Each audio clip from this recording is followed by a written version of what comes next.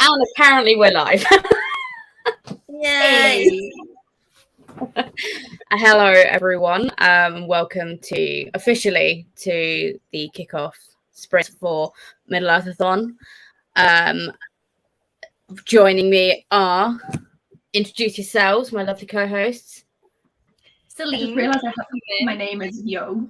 I was just going to say, I really enjoyed that Lizzie was like, yeah, let's go with my handle. And Celine was like, here's my name and my team. I went team. And then Abby just went with Yo. Like, Look,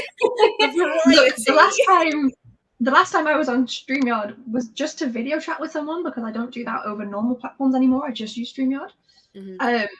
And the name that I had before that was not appropriate because it was from when I rushed into our last meeting. So I just changed it to Yo because it was quick and then I forgot to change it back. Look, I'm still at work. I require lenience. No, you're still at work. You're still, like, technically speaking, you're still working or supposed to be working. Yes, if we weren't live, I would show you. Perfect. That's great.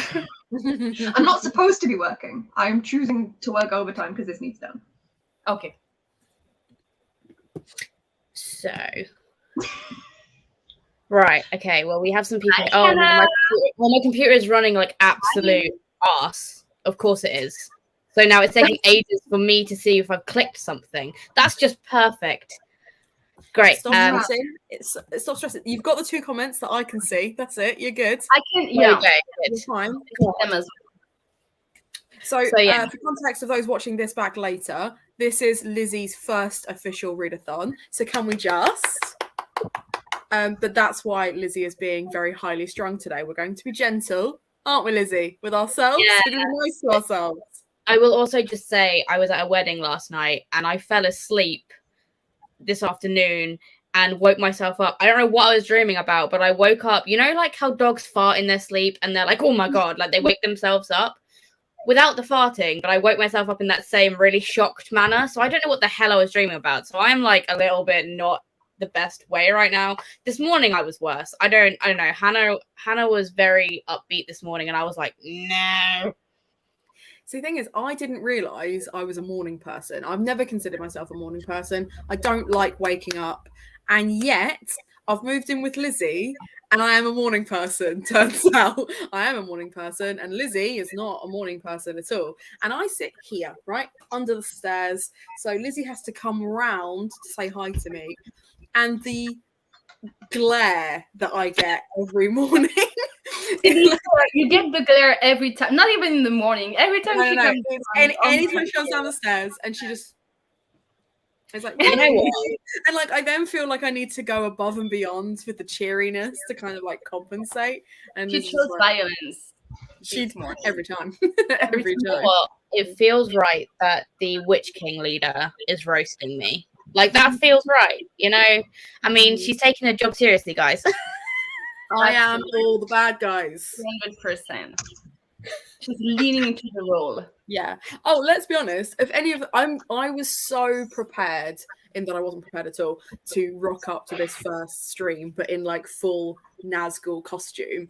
And then I looked at how expensive they are on Etsy and decided I was not as financially prepared as I was emotionally prepared. So.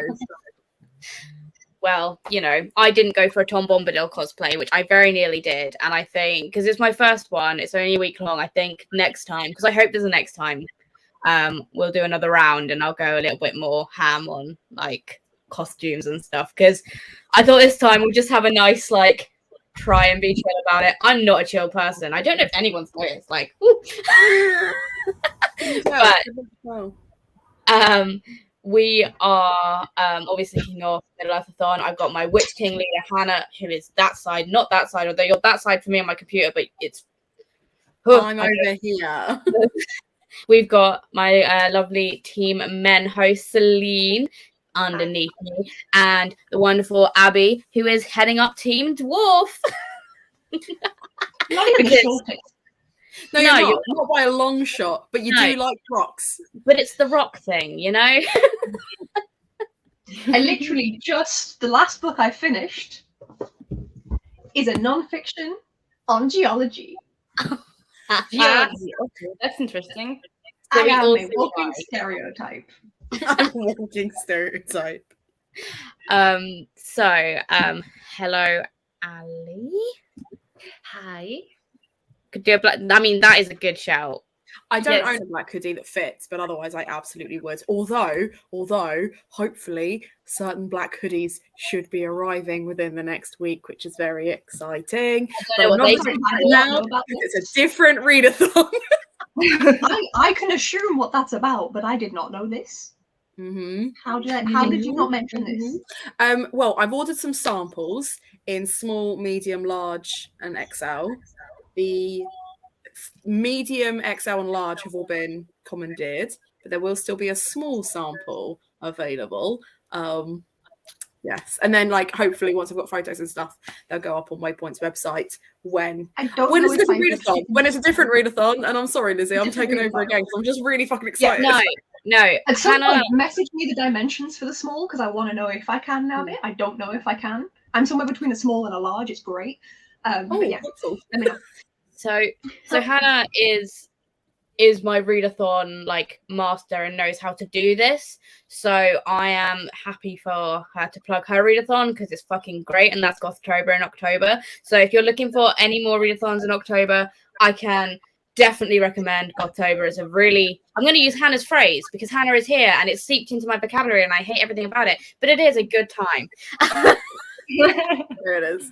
So feel free to plug anything during these lives. Like, it doesn't matter what, like, I don't really care. But yes, we have a Team Hobbit here. Your Tobbit. I put Team and Hobbit together to get them.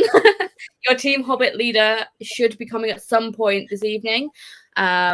She is in the comments though, because I've got to say, looking at the faction split, we've got a battle. It's a battle royale between the Team Hobbit and the Team Witch Kings at the moment. 10 apiece. I'm like, who's going to be battling that one out?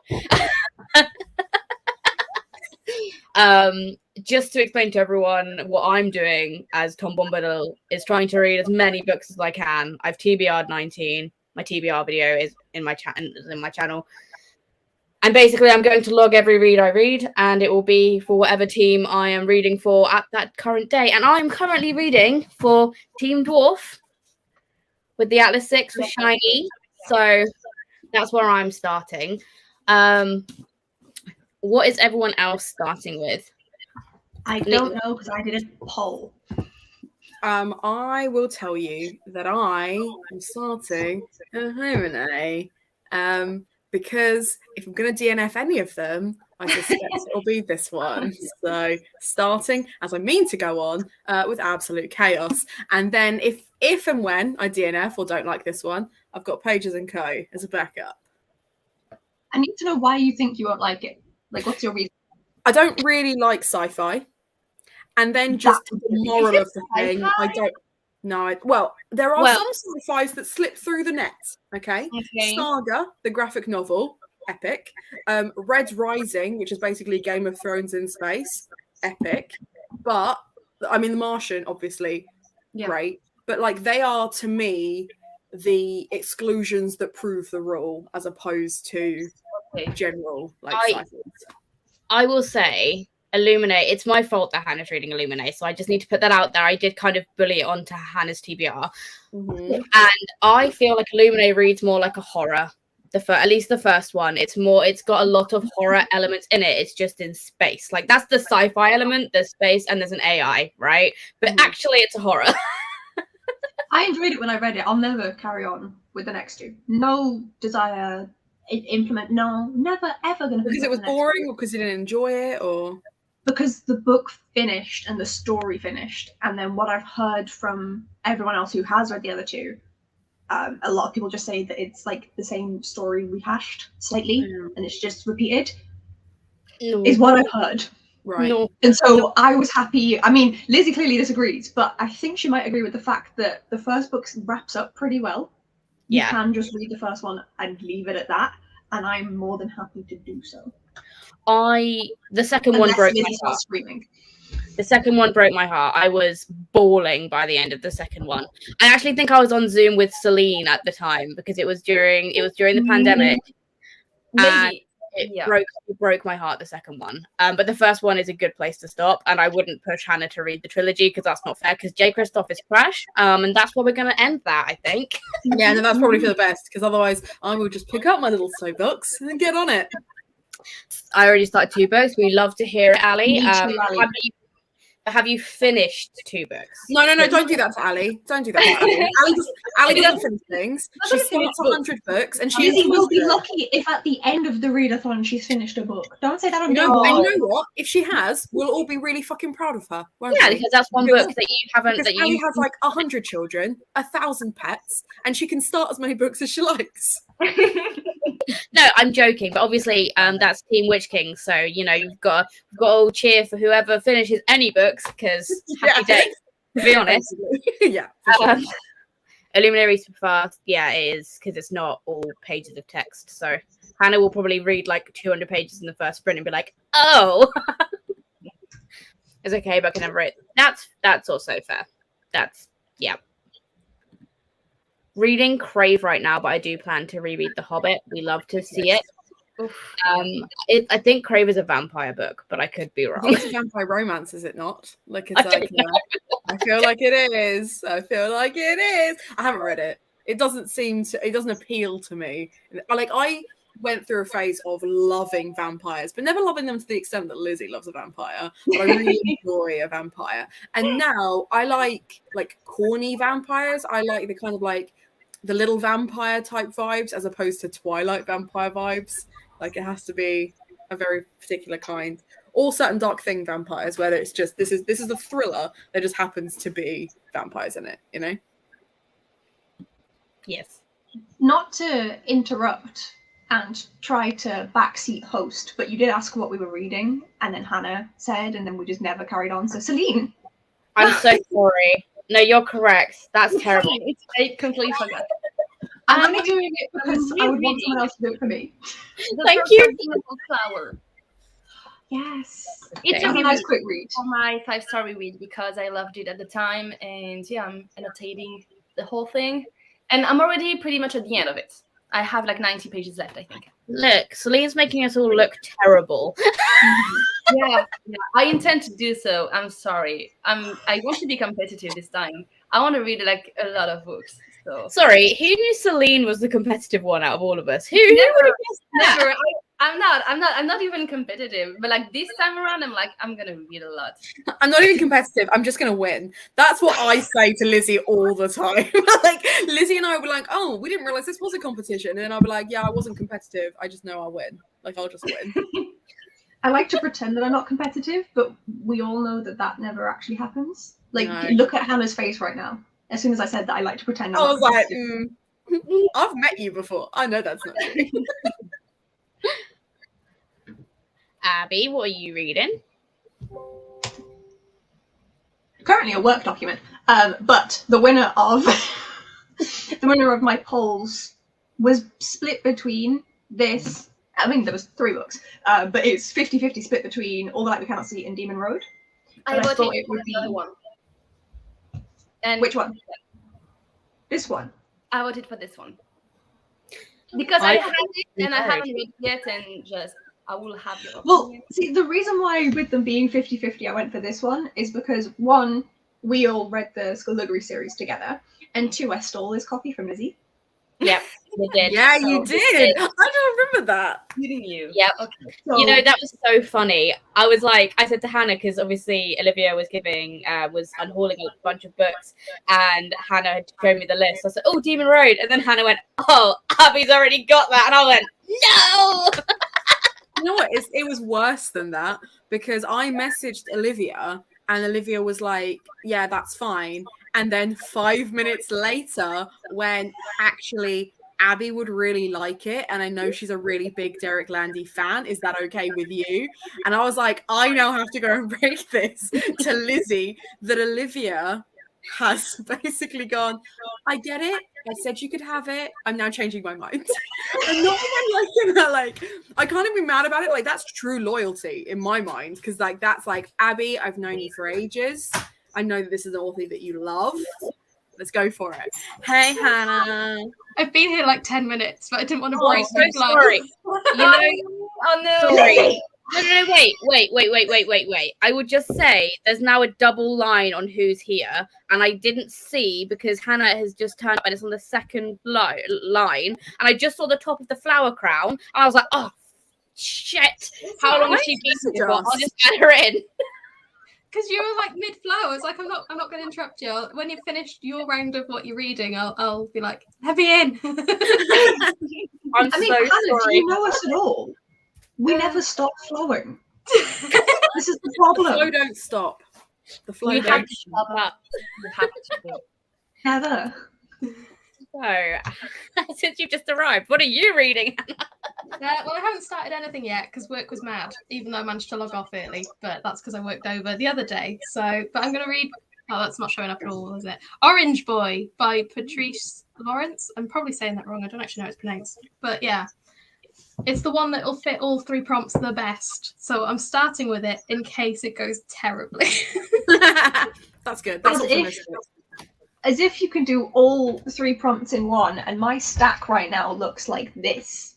Look, I can't believe you chose to read the Sherlock Holmes entire thing. Like that. You say chose. We've had this discussion. The prompt is it still only counts as 1, and this currently, as of this very second, in my house, is the only unread anthology that I can read. And yet, what anthology did you buy that will be arriving with you this week? Because it literally gets picked up by the postman tomorrow. I did not know when it was arriving. Okay.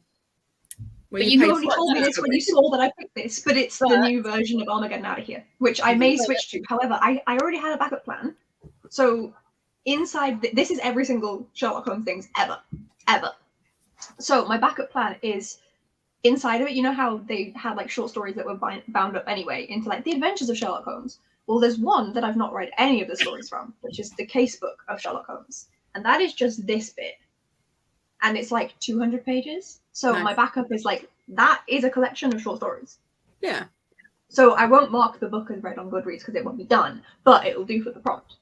Is my backup plan. So I'm going to read that and then try and read the rest and see how we do with my 1,100 page chonky boy, along with these 2 500-page books, and then my 300 page each backups. Nice. Or you could just use your special power and swap out Armageddon Out of Here. These are the backups. These are for the special power. This is, I've taken the dust jacket off because I started it because I wanted to. But this one's the shiny one on the dust jacket, and this one's the old one. I've got backups. I'm prepared. Fair enough. I've never claimed not to be extra. Right, shall I get through the comments now? Sure. Why not? Yes. Okay, so that was to do with the Illuminae, and I agree. The audio is pretty good for that. Yes, Sarah. Yeah, me too. Which is annoying because Hannah can be mean to me, so I feel very. I think you're the only one here that I'm actively mean towards. I'm pretty much nice to everyone else. All right. Because Ali's 100 pages into Ruin Song, which is freaking great. Great start there. And 50 pages into Love is for Losers. I also have Love on the Brain waiting for me, though, as well. Well, I know but 2 of those 3 I've recommended to Ali and then forced upon her. Sarah has a last-minute decision to join the readathon and still haven't chosen my team yet. So, Dwarves. I would say join the dwarves because they are a smaller team on the faction. So I think you should join them, and I think they're special. What a great reason to join a team because you feel sorry for them. No, because their power is to swap out reads if you're not into it for a smaller read, for a shorter read, and if you haven't really planned for it, then that might be a great special power for you to have.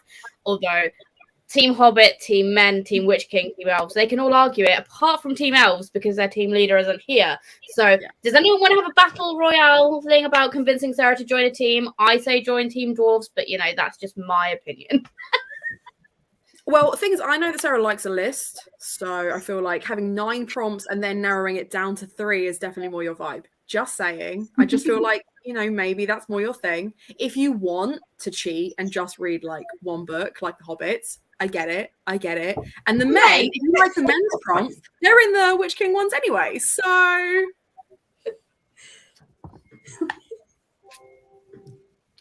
Unacceptable. This is when you know, when I said a second ago that I find it only easy to be mean to Lizzie and no one else, that was a lie. I'm a liar. we already knew that was a lie. I'm not mean to you. Am I? Yes. Oh, okay. Has anyone got a feedback from Hannah's pitch? Does anyone want to try and overthrow that pitch? Fight the Witch King. Please. Oh, that was cute. Am I moving on? Are we just allowing either dwarf or Witch King? Well, I mean, feel free to join Team Hobbit, but don't you read a lot? So, like, my already I was kind of defunct. So I'm just gonna move on. Oh my god. Okay, so Crave is a cringe vampire book. We love that. Classic. I mean, come thanks. on, I'm this as well. Right, Hannah, we all know that you're in love with Celine. Stop making it so obvious. I can't help it. She's so beautiful. Oh, She is. See, this is why I should have just been reading the comments, because you've all been like roasting me slightly, and I'm not sure how I feel about this. I didn't ask you to host, Ali, because you have a lot of fucking shit going on right now, and I keep adding a readathon to it. Wasn't the nicest thing of me to do. You know, you've got your kids, you've got your animals. There's just too much going on. So much going on. But feel free to jump on any of my live streams. I'm confused. What's this? What was this regarding, Hannah? I don't know. You were making an excuse about something, and I typed it. I don't remember. Oh, it was when you didn't let other Hannah. Oh, yeah. Yeah. Look, I'm trying. Okay, I'm trying. Like, You're trying my last nerve. Oh, Hi, Kate. I think half my own TBR has just been forced upon me by Hannah at this point. I mean, isn't all of our TBRs been forced upon by Hannah at this point? And now Abby because of the Pelennor series, yes. Which I made her buy last night. Can we talk about that? I'm going to buy it. I kind of have to. I'm so curious about it now. I will buy the ebooks. I was gonna say, like, can you? This is the problem. So my channel name is Abby of Pelennor. I was trying to buy the Pelennor series for Caitlin from Manchester Rabbit. Yes, thank you, Lizzie. And I cannot because they appear to be out of print. Yeah. So this was devastating. Because what the hell? And so I kind of went on a bit of a rampage, and I've got Ali to buy them, and I've got Celine wanting them. So yeah. It's still available by ebook. If you read ebooks, then it is still freely available that way. But I'm just having a small existential crisis. Yeah. Going to be I'm fine. sorry for your loss. Thank you. And you'll be very proud of me. I'm actually going to turn off the work computer now. That's good. Good for you. That is good. At 5:30. I finish at 4:30. Oh, I do feel like I need to mother you. That is correct. But I can be quite a mean mum too, so I don't know how much that helps. Yeah. I agree with that. It's still in print in the US, as of now at least. Interesting. So I wonder, might be something for you to look at, Hannah, if you can get it into your shop that you have. I tried to get it off of Amazon.com, and I think it still knew that I was in the UK because it wouldn't let me, even though I had a VPN on. Well, that's just rude, isn't it? I know, right? I want to hold it. Because now that it's out of print, I feel like I need to get myself another set. Of course. Of course you do. As a backup, you know? Just in case. Also, Lizzie, as the team with the backups, I do have a very special backup just for you, for a book that I could read if need be, for my oldest book on TBR. Which one is it? Well, yeah. I feel like the Bible is definitely what you should read, and I would love to hear your review. Just to clarify, before anyone gets offended, this was given to me when I left year 4, so I was about 8. So this is the oldest book on my TBR because I've not read it. Because I'm an atheist. Interesting choice to give. You know. But yeah, this specific one interesting. I mean, I've got loads of them because I went to a Catholic school, so I have C of E. But I also feel like it could be your anthology. Well, it could be, but it's also like not a small book. It is not. It is huge. It is somewhere around 1,251 pages, and it is literal Bible paper. You know how we'll see like thin pages and we'll be like, it's like Bible. It's Bible paper. So Totally do it. Isn't it? So that helps because it's a kids edition. Hi, I went to a religious school in the UK. Here's a question, and I know the answer to it because you kind of just said it. Why are those people of Nazareth white? Hi, I went to a religious school in the UK. I was going to say, look at that. Yep, they were white. Yes, Oh, thank you, I'm Ali. gonna do it. I'm gonna do it. Thank you.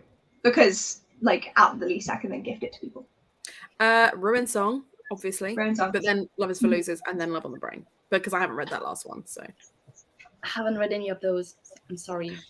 I've only read Ruin Song and it was very good, so I'm voting Ruin Song. I'm also. I've not read any of them, but Ruin Song. Ruin Song. Yeah, that is the right answer, guys. Thank you all very much. The only one of those that I have read or would ever read anyway, so. Well, Ruin Song has kind of it set a really bad trend for me, where it was the first book I read of 2021 and it was a 5 stars. And then this year, the first book I read was The Life Hypothesis, and that was a 5 stars. And now I have to decide what book I think is going to give me 5 stars and then save it for January, because I've now set this really dangerous precedent where the first read is a 5 stars.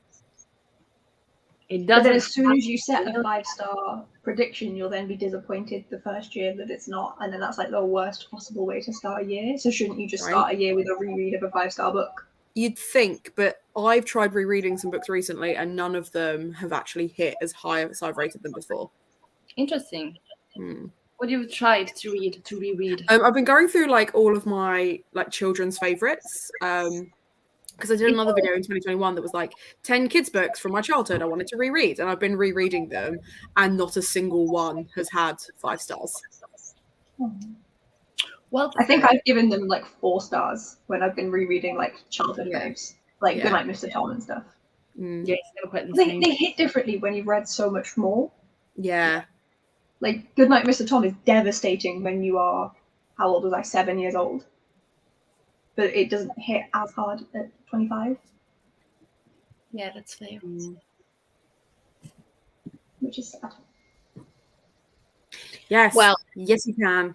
if you finish it today, don't forget to log it on the Google Doc. They'll go onto our lovely stats spreadsheet that Hannah did for us.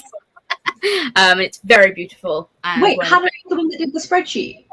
Yeah. So I forced Caitlin to look at it, and she said it is the most beautiful thing she's ever seen in her life, and she wants to pass on her compliments. Yeah. So just FYI. Hannah makes, genuinely, I got Hannah to do the October one last year because Hannah did one just in general for Aurelium for herself, and literally our entire D&D group was like, cool, now copy and paste it for me. Because Hannah makes the most stuff. And it's such a weird thing to be like, oh, like, do you like spreadsheets? Yes. I do. And It's Hannah my makes weird the niche. most beautiful ones you've ever seen in your life. Yeah. It's like blue showing, but easier. Like, it's so pretty. It's so pretty. It's true. It's completely true. I was getting like catlocks messages about how pretty it was. It's a very good spreadsheet. It was better than anything I can ever think about making. But it is all linked in the description down below, as well as everyone's channels as well. So I did that. I'm hoping all the links work. Otherwise, that would be embarrassing. Hopefully they will. I do have issues with sharing spreadsheets, but they should all be ironed out by now. Sarah, Sarah, I don't know how I feel because you're helping evil prevail, because it was currently neck and neck between the hobbits and the witch kings, which seems right. Like that seemed like on an even keel, because you But know. here's what will happen. Okay, there'll be more in our team, but then we'll over TBR it. We'll get distracted, and then the hobbits will win, as is right. But I feel like, yeah, the witch king's pathos. Yeah. All feels right. Also, Lizzie, just to give you some peace of mind, I've just checked the links; they're all working. Yay! Whoop, whoop. Okay. Chaos. That is basically the reason for the Witch King in general, is because Hannah is a chaotic being and can't help yourself, can you? Literally, it was like the first thing we discussed was that because it's going to be a week long, 3 prompts each, and then I went, how many Witch Kings were there? And Lizzie went, why? And like, it was just, that was it. That was the start of the end. Do you know what I mean? Wasn't going to go well after that question. No. And we've got Team Hobbit. Okay, so I guess we've been talking for half an hour now, so maybe we should get some reading done. I don't know. How do we all feel? We could try at least. Yeah. I mean, Nathan has just got back, so he worked late. I thought I'd be on a bit later because I thought I'd be sorting food, so I might disappear to go do food rather than read, but yes. I will also likely be disappearing because not anytime soon, but I just heard the noises of the oven. So pizza is being put on. Well, we can always you can always jump back in after you've eaten or whatever if it goes on longer. Like that's fine. I think you do a nice long sprint, then it gives you time to go and sort it, doesn't it? And then I'm gonna do 45 minutes. Just if everyone wants to check out the Instagram and Twitters, there has been a giveaway announcement over there, so go and check that out. And I will see everyone back here. Yeah, in 45 minutes.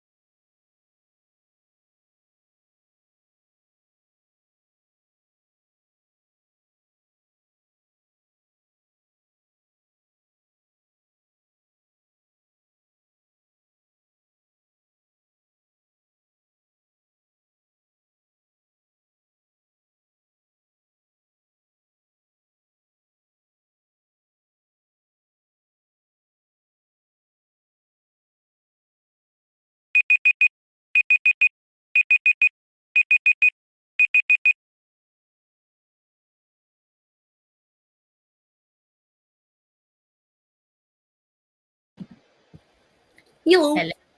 I'm going to move Abby until they come back. That's fair. And Celine, I think, dropped out. There we go. Hello, Celine. My internet, nothing. Yeah, just my internet again acting up. It's okay. No worries. How did everyone do on that sprint? Well, I just ate food and hung out in the comments. Like, I literally finished with like 30 seconds or so to go. So I was like, I'm just going to come back and not read anything. That's fair. I did But you, pretty Celine? good. I have 50 pages left. Nice. This one You'll did for sure finish that. Yeah, 100%. I think I'm even going to start something else a bit later on. Maybe I could try. We'll see. And I read 40 pages and I did some answering on Twitter stuff on people telling me what their favorite Tolkien characters are. So I love that. And I was also speaking to Amanda, who will be here soon. How about you, Hannah? How did you do? I got 32 pages, but then I also started that I stuck some dinner stuff on for Danny. Yeah. Good.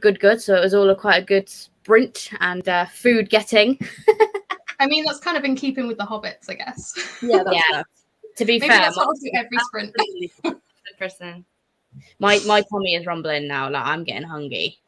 So yeah, well, I'm not happy because like obviously Danny's on the phone, so like I'd said that it was fine that she could like come down and stick it on whenever. Like I've done basically, I made a sticky chicken the other day. It was really nice, and I've made it again today. But it's Danny's turn to cook, so I've stuck the marinade on. She's got to literally just do everything else, nice and easy. But now all I can smell is that sticky chicken sauce, and it smells so good.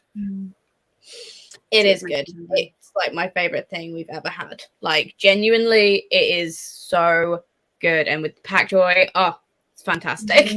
You're making me hungry again. Oh, sorry. Yeah, Nathan put a stew in the slow cooker Tuesday, like morning before starting work, so I could just smell it all day, and it was excruciating. Right. Let's look at Kimmy. Alright, so I think we got here. So Sarah is going to try and do everything for the prompts. I'm like, yep, same. But like, I'm doing 19. You're just doing the 9. Good luck. I think you will think you'll get pretty close. I think, Sarah, because you read quick and you read like a lot. So I think you'll be okay. Yep.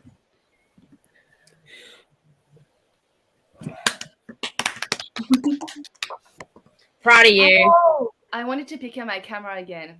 Should do that. Maybe in the next sprint, Celine, pick it up. I also need to. Look at us being content creators. Look at us. Pick up those cameras in the next one. Yeah, agree. Let's say I hung out in the comments. Nice. I don't know what Fizzbands or POTA is, but sounds cool. Oh, yes, but I don't recognize it. I don't know if it's like a treasury type thing. If it's like I don't think it's a module, is it? I don't know. But Hannah, you do know about D&D. Like we've paid. I know about D&D, but I meant about those ones specifically. Like, it's I don't know what a treasury or a module is. Yeah. Like, So a module is basically a storyline that's already been created for the Dungeon Master, so they just have to kind of follow along.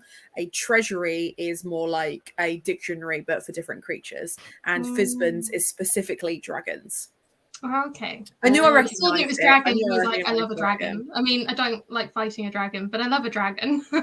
Well, like the dragons of D&D just have so much lore. Like there's so many like interesting facts about them because there are so many different kinds, and depending on what kind of dragon you're fighting will depend on like what attacks they're immune to and things like that. But there are literally like hundreds of variations, so they're a very interesting, very nerdy thing, and I enjoy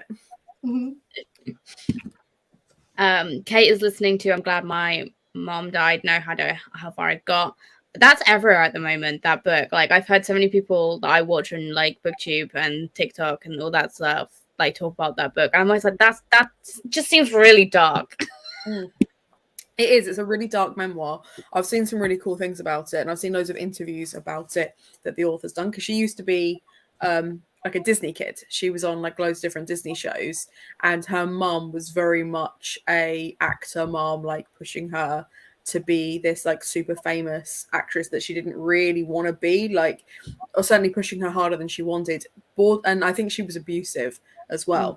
So when her mum died, she was finally able to take control of her mental health and her career. And a lot of people kind of were like, oh, well, you know, you need to be grateful for everything your mom did. And she's like, no, I don't.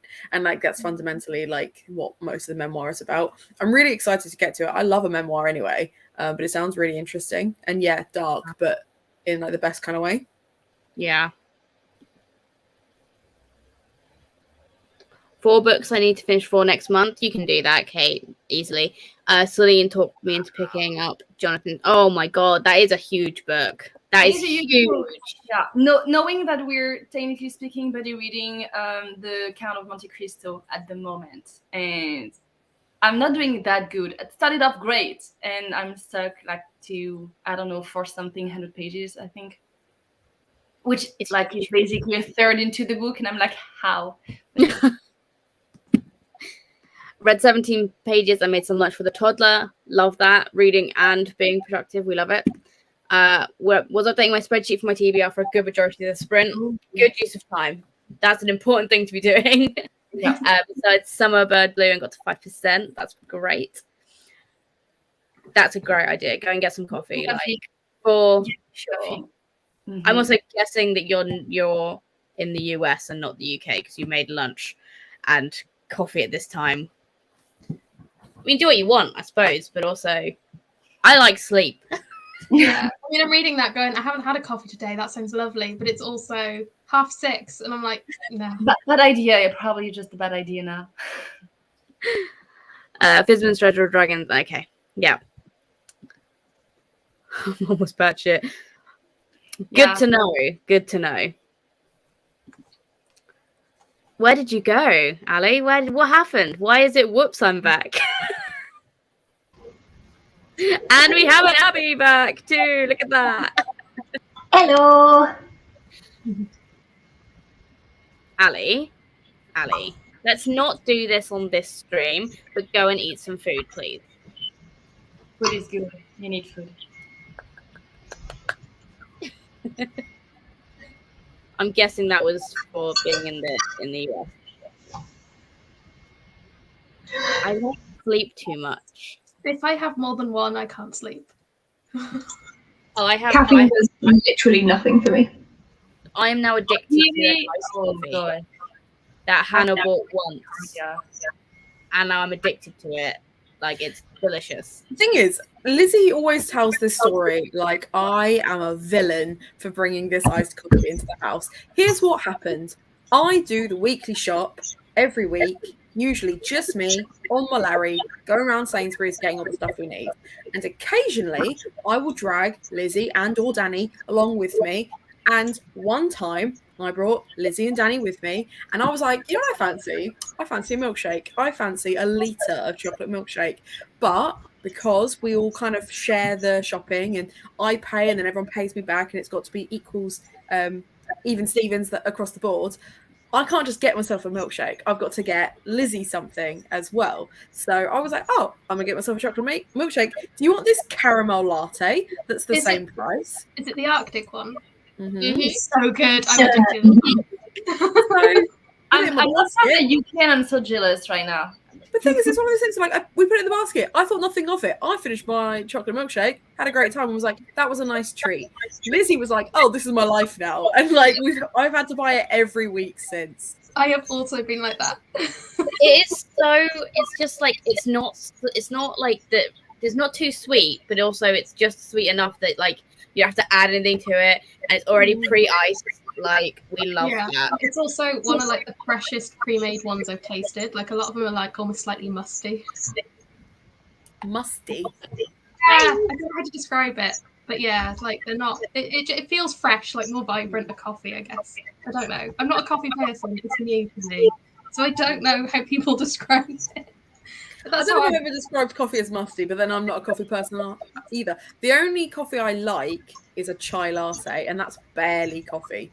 Yeah, it's really barely coffee. I don't even think you can consider Well, it's that a latte, right? So I know that's like the milky bit, but like it smells of coffee and cinnamon and tea, and it's just sugar. Yeah, Food and blend do a sticky chai, and it's amazing. I need to try this one. I need to try sticky chai. I have heard about it, and I'm very curious. I want to try it. It's very good. So, Amanda, what are you reading? Amena's internet is being very spotty. So if Amena, who's just joined us, seems to be having trouble, it's because the internet is not working for them. But I know from texting Amena that she's got a whole bunch of options for what she's going to read. So we need to help her pick. And I'm really hoping that Amena hasn't frozen like that, so she can show us her picks. Oh, her internet's losing it. Oh no.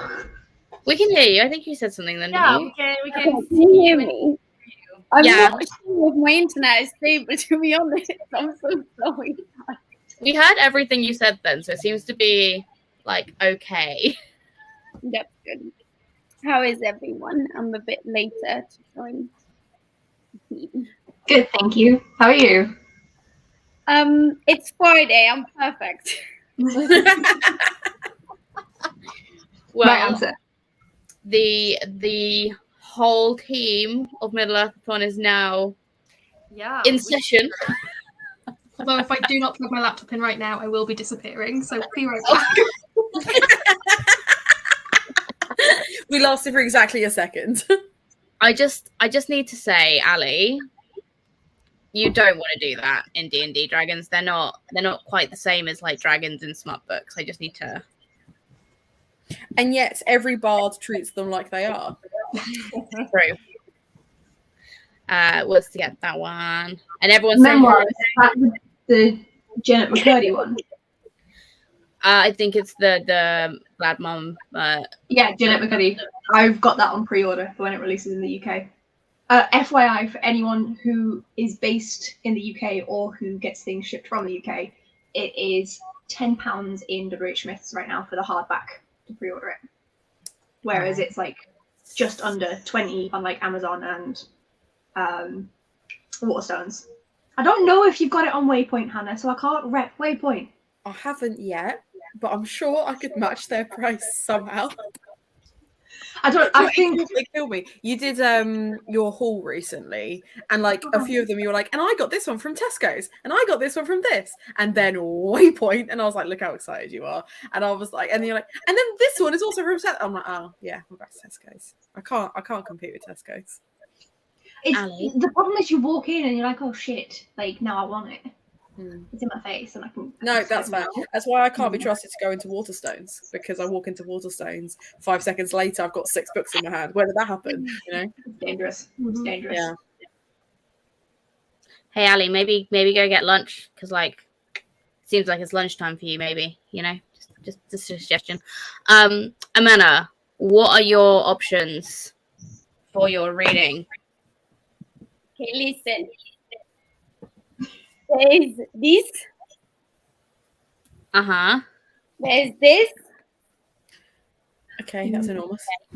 And then there's this. Oh, that's a cute one, yeah. So I don't know what any of these are about. I can tell you that We Hunt the Flame, I've got a copy that's paperback. It's got tiny writing and it's like 550 pages, so it's huge. So I wouldn't go with that one. How stupid I am. I'm never going to finish that in a week. Okay.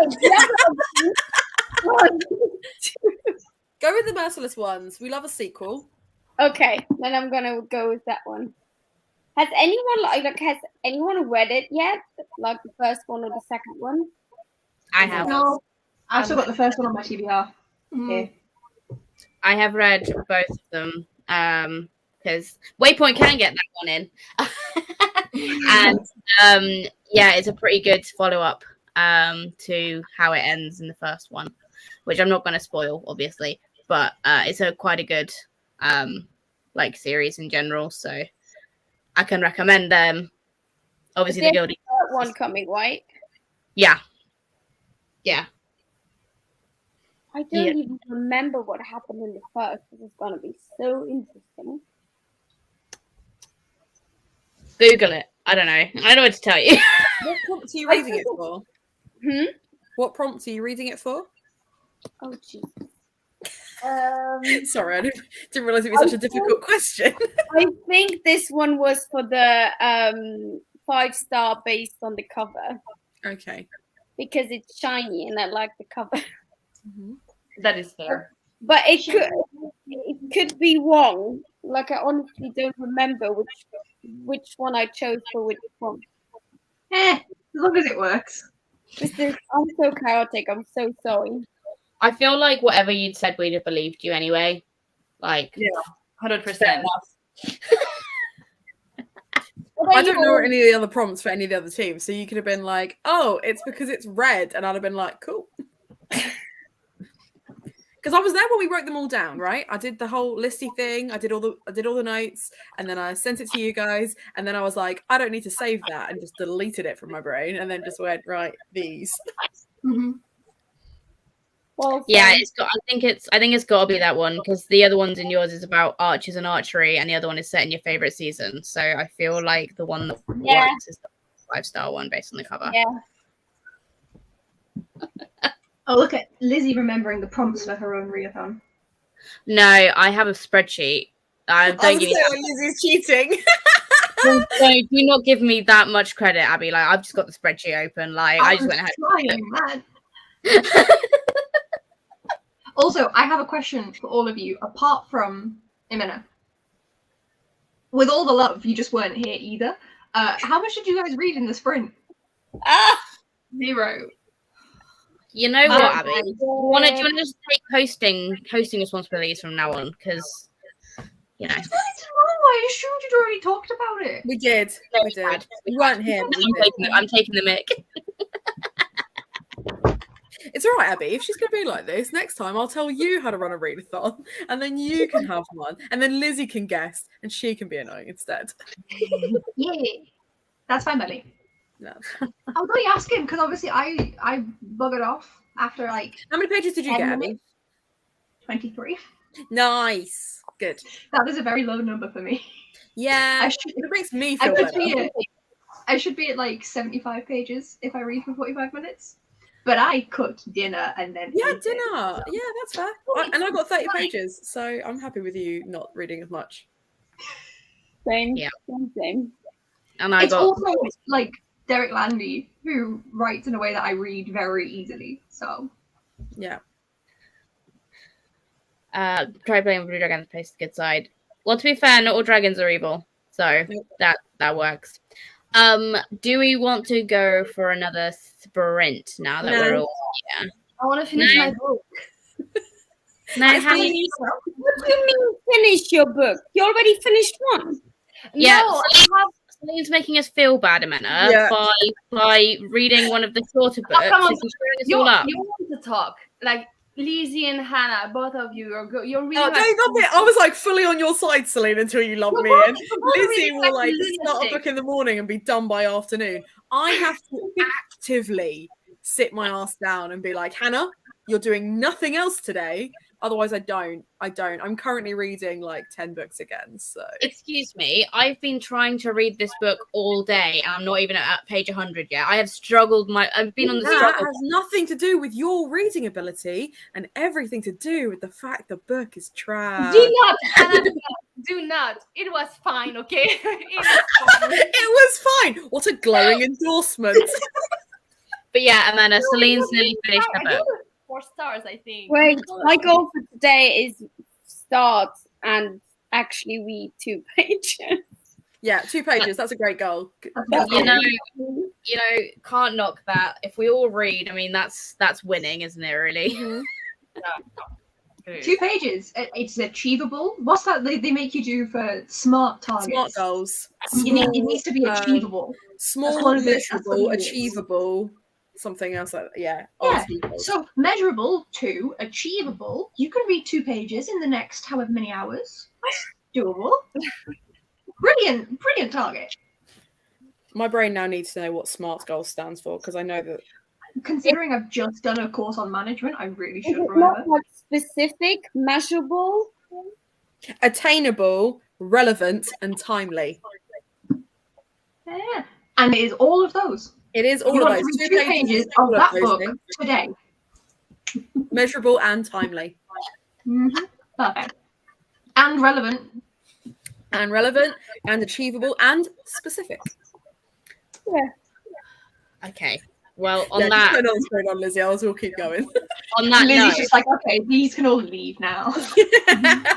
no. Just on that note, now we know what smart targets are. I'm gonna put another sprint on. I'll see you all in 45 minutes. See you in a bit.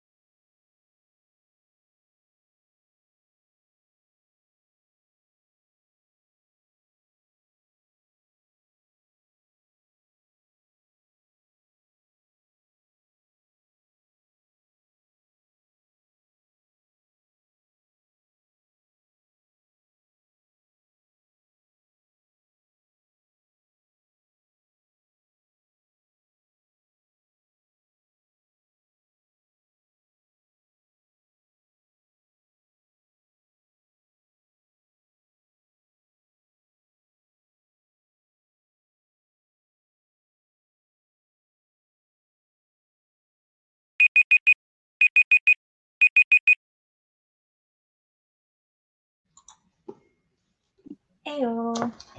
Hi. Hey. Hello. Oh, How do we all do? I have less than 10 pages left into the book. It was very good. I really like that book. But I have like 8 pages left. I need to finish it. Okay. Well, I assume Hannah will be jumping into a sprint fairly soon because I think Danny's cooking. So, you know, I am hungry. So this one probably a long chatty bit because food. Abby, how did you do? Sorry, I'm just messaging Chris because he wants to book a meal out. I got to page 101. Sorry, Hannah. Well done. I got to page 96. I'm not that far behind you. Yeah, I got to page 101. It's fine so far. It doesn't feel the same way that any of the Skullduggery books feel. Like, in the slightest. That's fine. Amanda, did you read 2 pages? I read 20 pages. Look at that. Look at you go. You're smart, girl. There's 2 in it. Like, and I'm remembering what happened, which is also great. Yeah. That's So- always good. Hannah, how did you go? I read 16% because I'm reading on a Kindle, but I looked up how many pages are in the paperback roughly, and that's about 71 pages. So amazing, actually. That's good. Good. Usually it's like 30 pages an hour is good for me. It must be big font. Hannah, how did you do with Illuminate?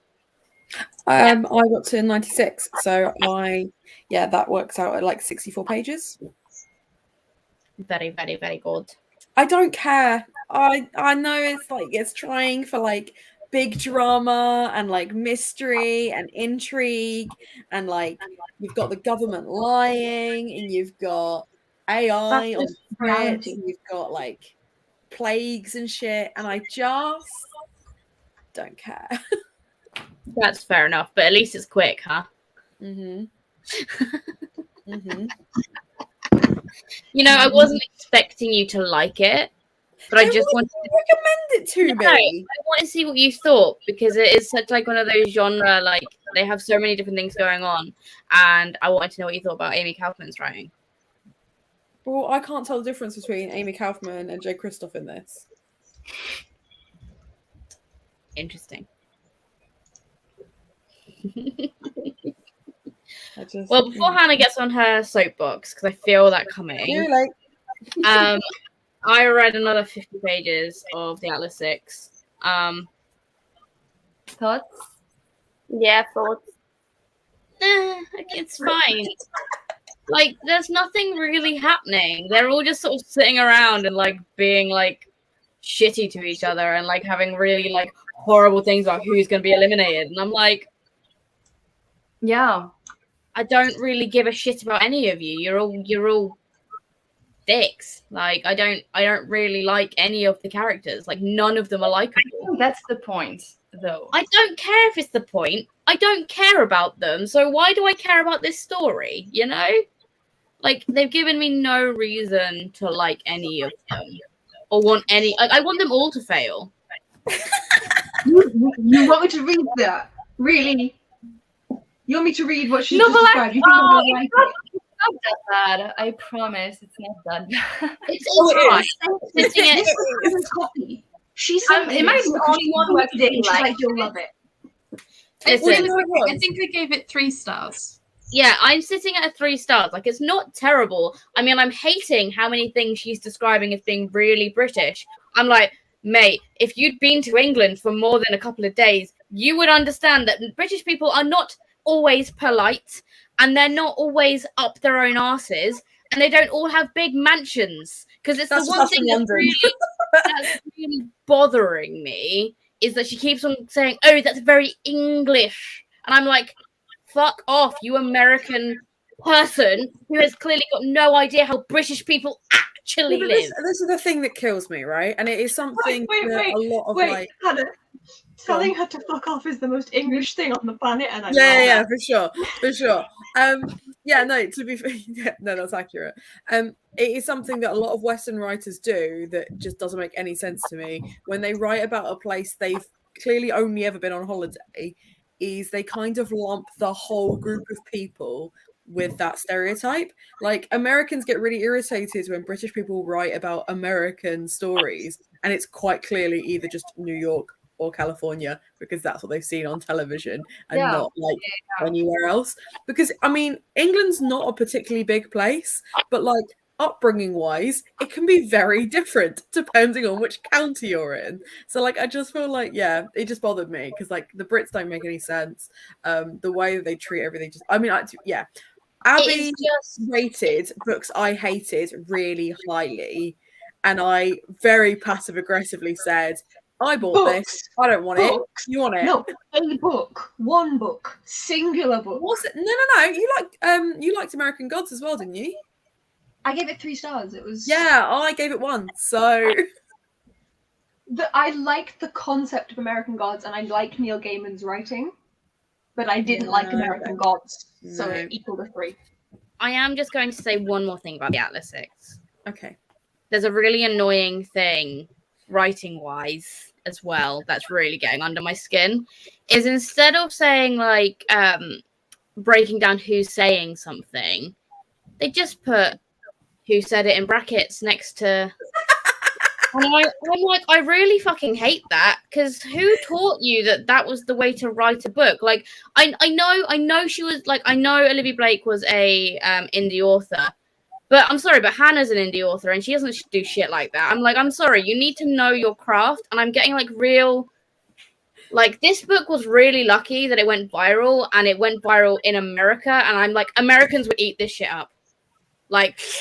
suck it up, like they would fucking love it because like they like British culture, right? Like in the most stereotypical British way of looking at American life, they love British culture. But I can see why everyone I know who's American who've read this book and fucking loved it, whereas I'm going, there are so many things wrong with it. But like it's fine, like it's the worst ever thing I've ever read. I'm just like, you know. Yeah. Although to be fair, if it is like the Britishisms, that would explain why Celine of all of us enjoyed it the most. Not being English, not seeing that actually like it's trash. You can just enjoy those things without nitpicking them like we do. But I feel like it's the same with any author writing about your country. Like anything, anyone writing about France, I would be like that. It's like the TV show Emily in Paris. Is it Emily in Paris? Oh, Emily in Paris. That is just awful. Yeah. It is awful. It is the worst thing ever. Yeah, French people are not so bad. I don't know. I might think we're worse. I'm not sure. I love that. I'm not sure. I'm not, depending on where you go. Okay, they're in the show. The one thing they avoid is that French people eat and drink and have aperitif all the time. No, not all the time, but like just sometimes. But yeah, a lot. So that is but the other things are just. It was fun to watch, but it also was cringe. Like it was. Oh yeah, no, yeah. What's everyone's like? This is the worst book I've ever read of someone trying to write in my country, having not been there. Oh, I'm sorry. There's no book about my country. No, yeah, you don't have anything about the That's worse. No one cares about us. We're just tiny. I haven't read that many things, to be honest. You avoid for like. I also do avoid. Yeah, for sure. Have you heard about Anna and the French Kiss? I've heard about it. I haven't read it at home because it was. I've never read it, but like I've heard awful things. The one thing that sticks in my head is like an actual example is the fact that she said like she doesn't understand why this guy like cares about French cinema because the best cinema is in Hollywood.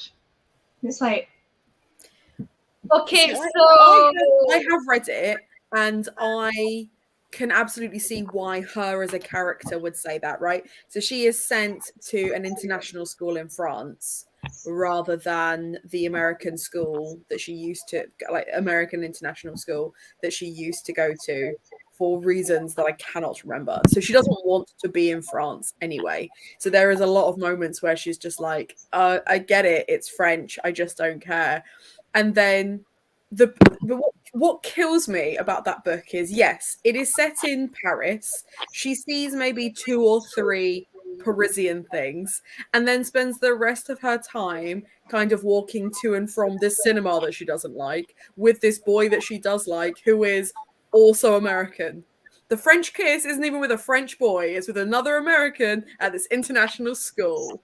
And if that's not the most American thing I've ever heard of, I don't know what is. yeah, that's fair. But yeah. But I can understand. I don't watch French movies. I hate French movies. I only watch American ones. Like I really hate French movies. So I mean, I not the best to talk about that. Yeah. There are I only think 2 it was- movies that I've properly seen. One of them was where this old man died, and then like every woman in his life had secretly like conspired to kill him to get his money. But it's also like part musical that was a bit weird. And then there is another one which is like a Nigerian myth story, but it was like, so it's like a cartoon about this like weird black baby with magic powers. Those are the only 2 French films I've ever seen. I do have a lot of French DVDs because when we used to go to like Disneyland Paris and stuff like that, we would buy the DVDs and they'd be in French, and then we'd like have to like dub them back into English. But so I've got like my Atlantis copy, for example, is Atlantide, not Atlantis. Really? Yeah.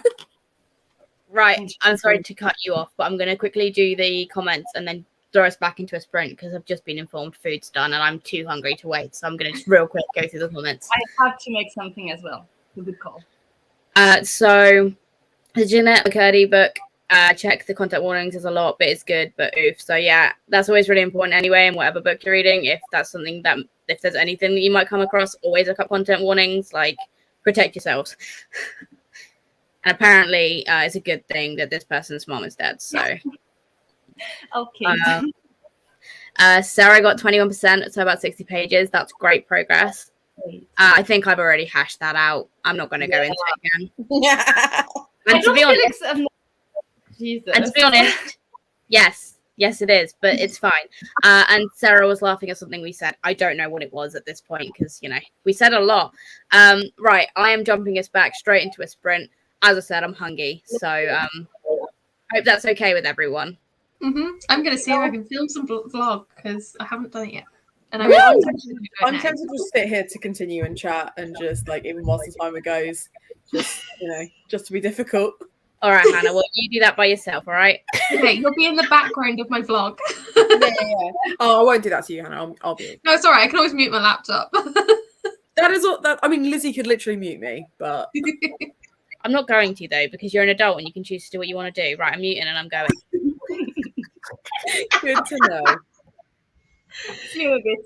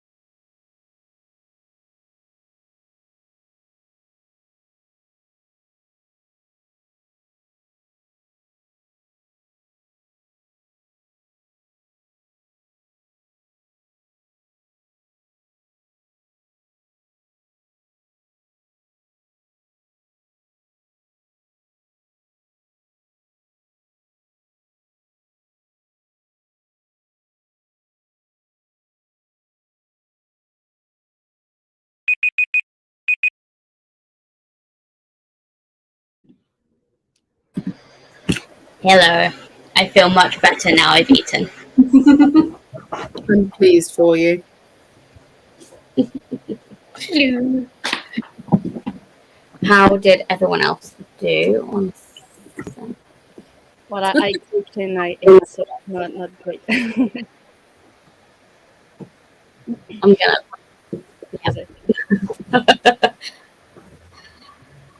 Celine, did you eat? Did you say? Yeah. And I changed scenery. I'm on the balcony because it's hot. We're way too hot. Very nice, very nice. How did everyone do? 20 pages again. I got 20 pages too. I read 36 pages of All the Light We Cannot See, and also Ooh. said goodbye to my partner and moved everything downstairs, which is surprisingly difficult because this laptop is evil. Well, you did it, so you know you're back. Well, this is why I disappeared, is because I have to turn the entire thing off, because despite it being a laptop, it cannot function without power. That's fair. I read another 30 pages and I'm still not at 50%.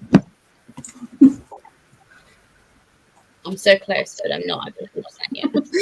Close but no cigar. No, I should probably just remove this. There we go. That's better.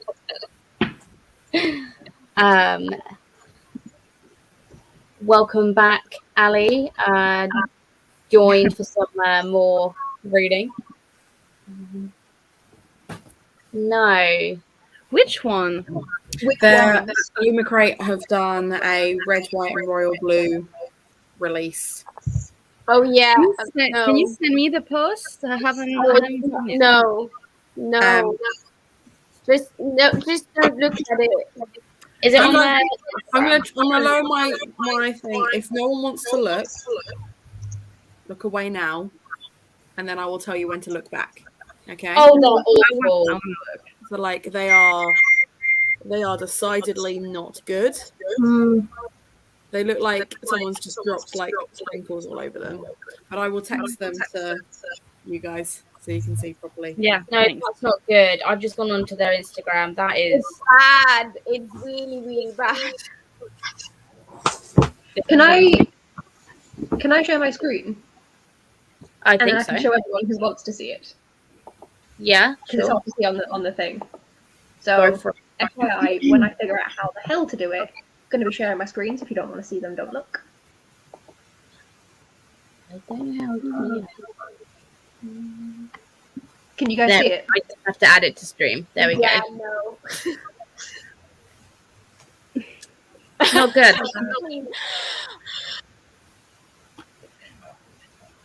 It's just so. I'm not sure. I think it looks like confetti on the cover. They're so cute. I mean, I know, so pretty. These are so beautiful, glorious. no, I wouldn't stunning. say glorious. We can maybe go for cute, but not glorious. I can understand if someone likes the style and they think it's cute, and I think that the red, bright, and royal blue works better than One Last Stop. Yeah. Yeah. But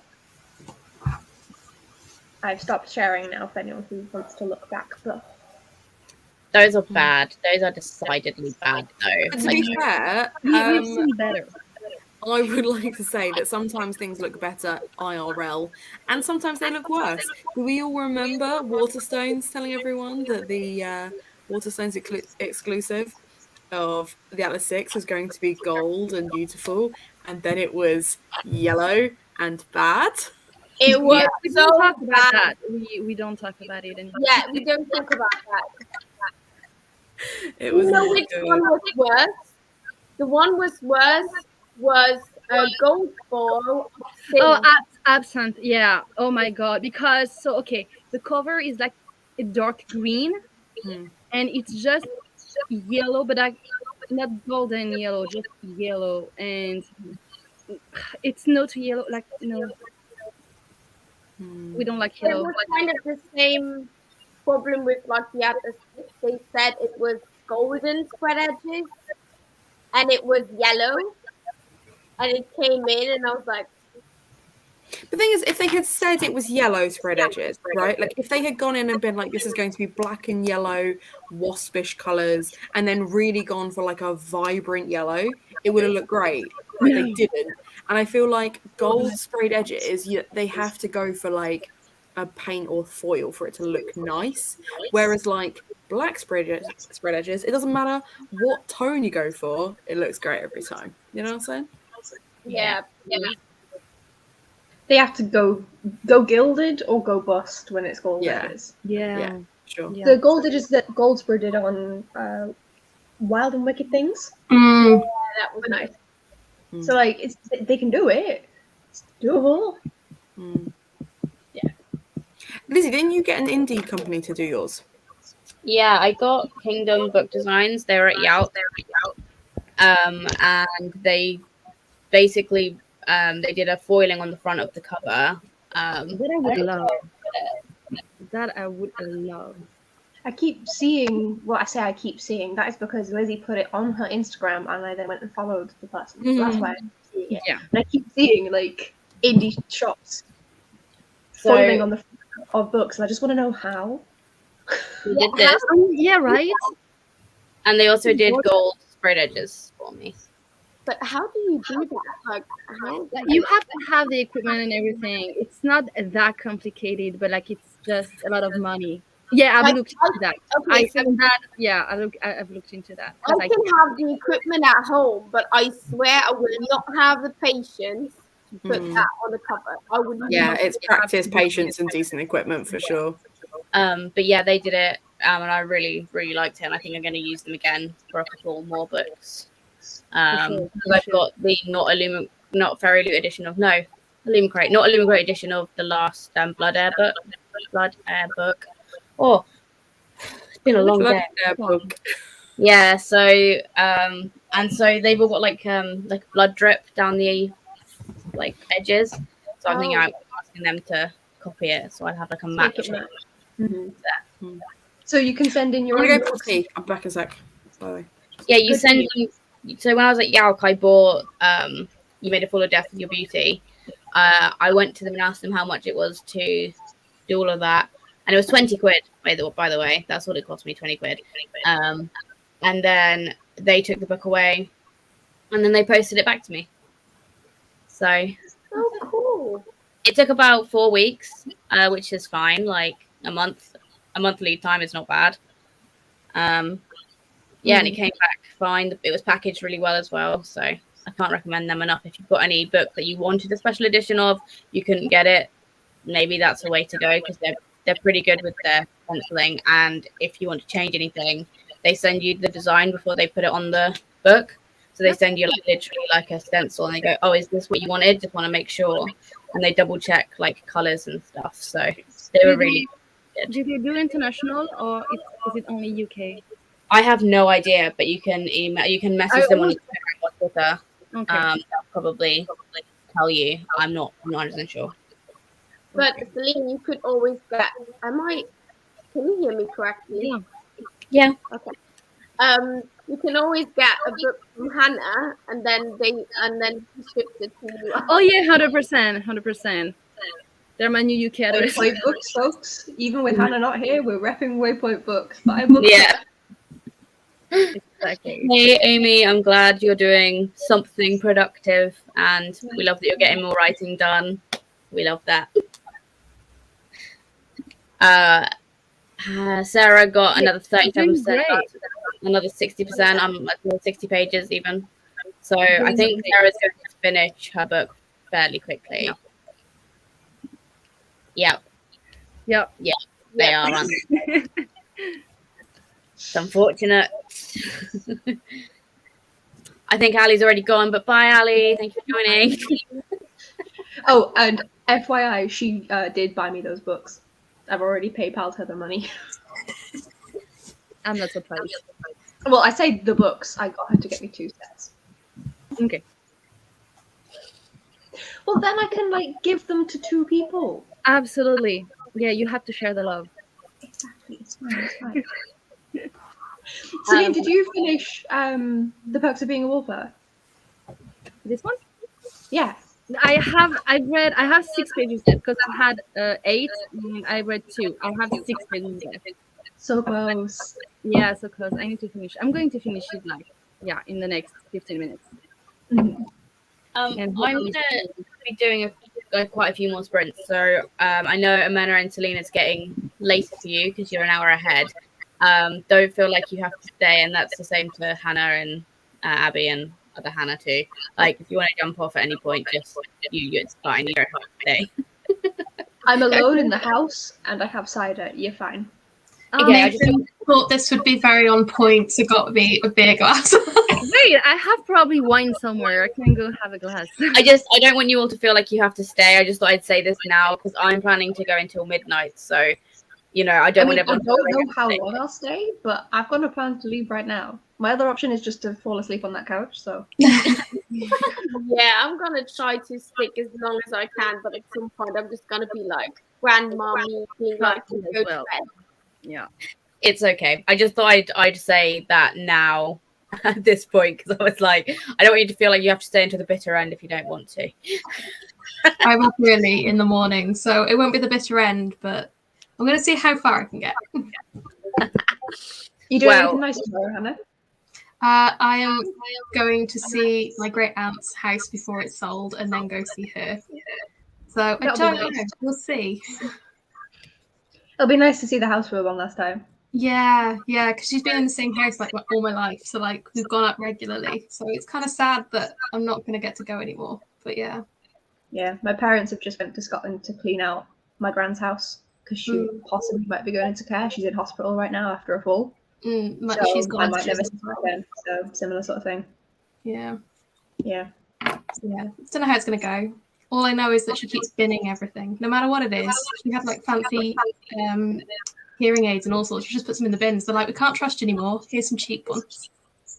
Yeah, my nan started doing that. She started like I was talking to her about this the other day because obviously I went to Gibraltar a couple of weeks back for my brother's wedding, and it's the first time that my dad and all of his brothers have been in the same place at the same time. And it is a bit like Chinese whispers of like, oh well, when I saw mum, she was doing this, and when I saw mum, she was doing that. Da, da, da. But seeing her for a whole week and having them kind of be like, no, that's not what happened because we were here too, kind of thing. She has started like throwing away her stuff. And boxing stuff up and then just sitting in her living room waiting for someone to come and pick her up, and we're like, we don't know where she thinks she's going or what she thinks the plans are, because the moment she like calls you to be like, are you coming to get me? And I'm like, for what? And then she doesn't remember why she's called you and you end up having a conversation with her. It's like it's scary. It's really scary. With my gran in the hospital right now, she keeps thinking that she's visiting, so she fell over and she got some stitches in her head. She's fine.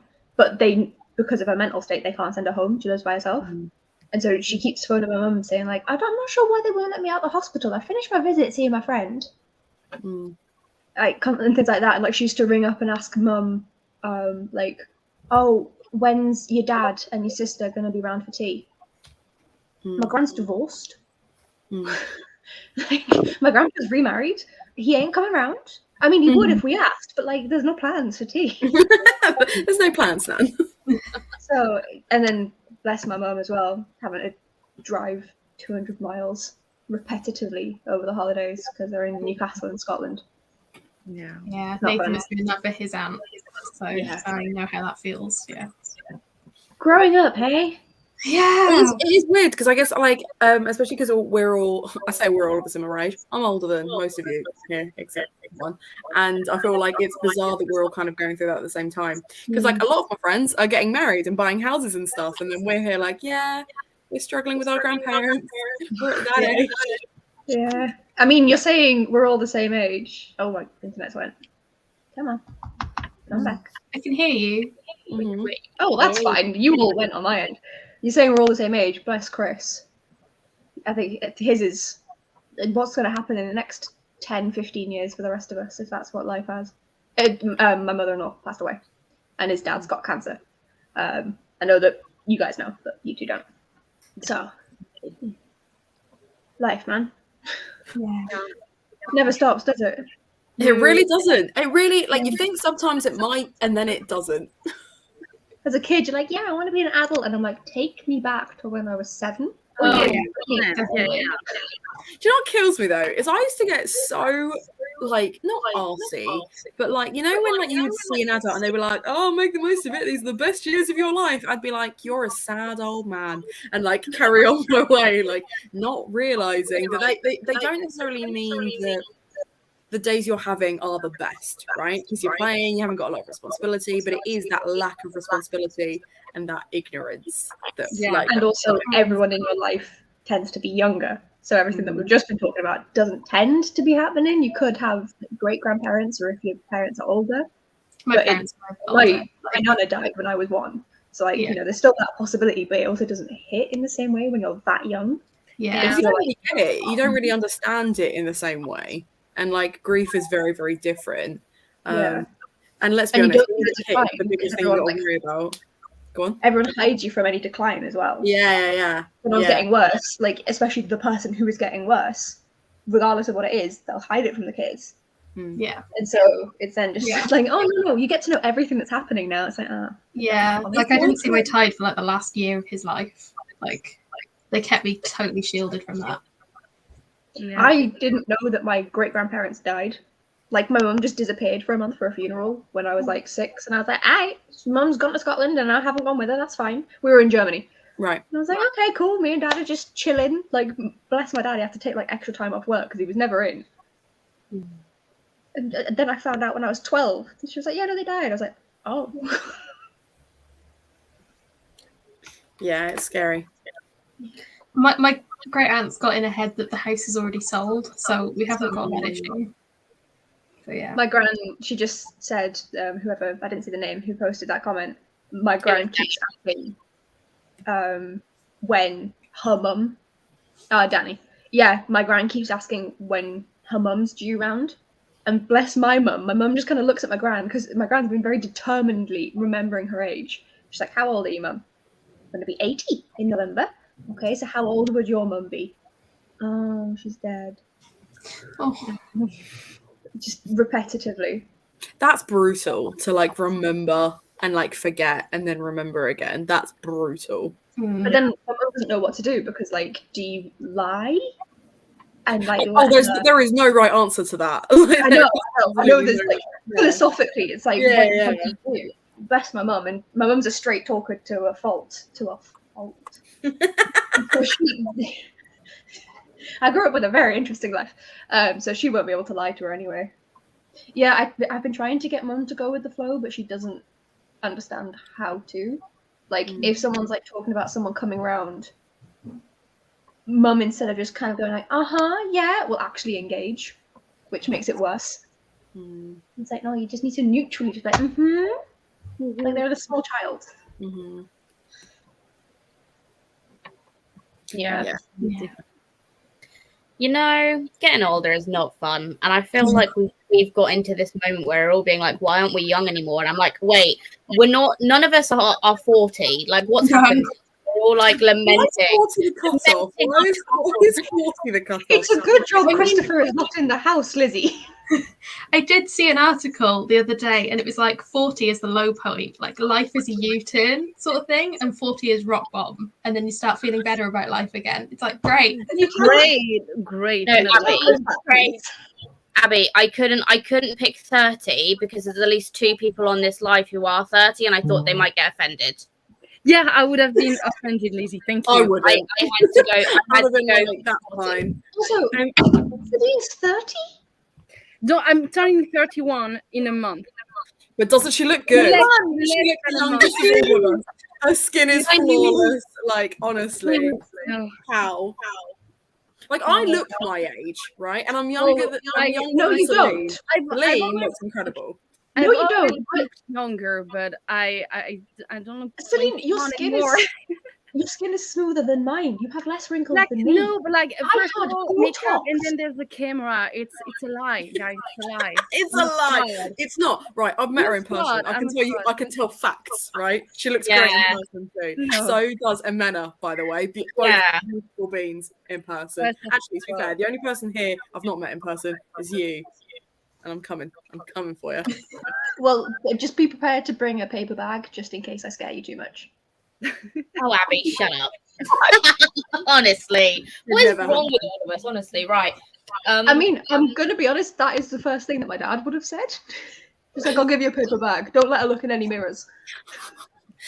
But before Lizzie moves us on to a thing, I want to talk about an age thing that I found very funny. Is I went to Sainsbury's the other day to buy paracetamol. The woman didn't even look at me, and she, like, you know that thing that says like, "Oh, you're over 25." She didn't even blink at me. She went over, tapped the thing, and walked off again. And I was like, "Oh, that's gutting." And then 2 days later, I was in Hobbycraft getting one of those like little collage scalpel and board sets because I want to do like a Lord of the Rings thing. I bought loads of secondhand Lord of the Rings film art books. I'm gonna like destroy basically and turn into like a nice collage for the living room. And you have to be 21 to buy one of those. She asked to see my ID. Made my fucking day, honestly. Right, see, the law in the UK is think 25. So the cashier is supposed to be like, if this person could be 25 or under, I need to ID them. Now, remembering that I am 25, I turned 26 in October. I don't know if it's just because I usually go out with Chris, my boyfriend, who is 6'3" and has a decent beard. I haven't been ID'd in like 3 years. I'm just sad. It will be that. It will be that. I mean, we're also both wearing masks, but like they don't even, like, can you take your mask off? It's like, I could be anyone. They're like, your wise eyebrows. Are you stupid? Yeah, my dad still tries to get me in with age 16 if we go somewhere. Great. The thing is, my sister is 16 and she's taller than I am. So depending on how I'm dressed, I look like a child. Yeah, she would look like the little sister for sure. If you use her ID and you're like, yeah, no, I'm definitely 16. Just sneakily pass it between each other. Yeah, no, this is fine. Well, I was the oldest in my rugby team by about 9 months. So my trainee driving license, whatever it's called, your provisional, used to just make the rounds of my rugby team, and we would take it in turns who was going out on like different days of the week. And I remember once 3 of us used it at the same nightclub because they had a smoking area around the back. And at no point did they think, oh, that's weird. This Hannah O'Donnell chick keeps rocking up and looking slightly different. And the only time it was ever an issue is someone borrows my passport, which, again, very beige face. So like everyone got away with it. And they were like, where have you traveled to like test? And I have made a joke for ages that the only places I had ever visited on holiday began with the letter M. And she guessed Morocco on the hopes that it was on the list, and it was on the list. And he was like, all right, and just like let her in. And she like found me inside and was like, Hannah, I genuinely, my chest hurts. Like she was like convinced he was just gonna like, nah, that's it. It's gonna be the end of a good run. And that was it. Don't do that. It's illegal, but also it was a good time. And if you get caught, you'll get your ID taken off you. So like your parents will kill you. Like, it's expensive to replace, I promise. It is. I've gotten so used to just having my ID on me when I go and do anything because I still do that. But the thing is, the one time I went out with the work lot, and the one time I didn't take the ID with me to the bar, admittedly I was wearing dungarees, so I even was like dressing younger, And he asked me for my ID, and I was like, oh, for fuck's sake! Right? I was like, I'm gonna go. So right then, I'll go back to my bag. Then I'll get my ID out. I was like, the one time I just thought, you know what, they're not going to ID me. Oh, like, it was really I'm honestly wondering if they ask IDs in France to drink. No, they just assume that you're gonna just drink anyway. It doesn't matter. I think I've never heard or seen anyone ask for any ID ever. So I'm really What is wondering. the drinking age in the UK? 18. Unless you've got a full meal, in which case it's 15. If you're with 16. Like we can drink at 16. No, legally it's 18. Well, beer, Just wine. drink at And 16. I was like, I've been drinking since 16. okay. No, but like, yeah, we all drink before that, but it's legally It's the Yeah, USA but you guys are like, oh, we'll have a glass of wine. Brits drink it, but they're drinking the cheapest possible cider that costs £2 for a 2-litre bottle down the park.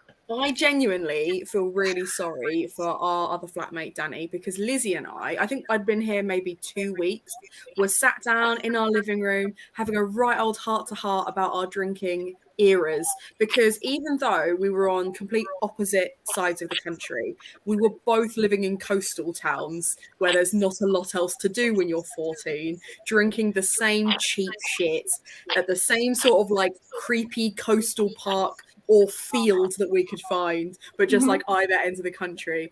And we were having like this really nice like heart to heart about it. And we were like, what about you, Danny? And Danny was like, no, I didn't do that. That is not my childhood. Yeah, we had a local pond. Pond. That's nice. That's nice. That's classy. I like that. It was not classy.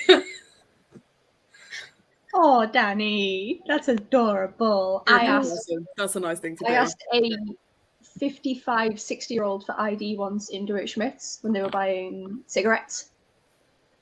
Oh, she gave me a face like thunder. I did someone when I worked at Wilco, and they were like 30, and she was not happy. Literally went and spoke to my manager and was like, this is disgraceful. How can she not tell? I was like, I just served a group of 7 18-year-olds in a row. I was just on it. Danny, you weren't legally allowed to drink for 9 months. You could have still gotten drunk. That's and yes, this is the thing, right? Legally, Lizzie and I could not be drinking at 14, but we were.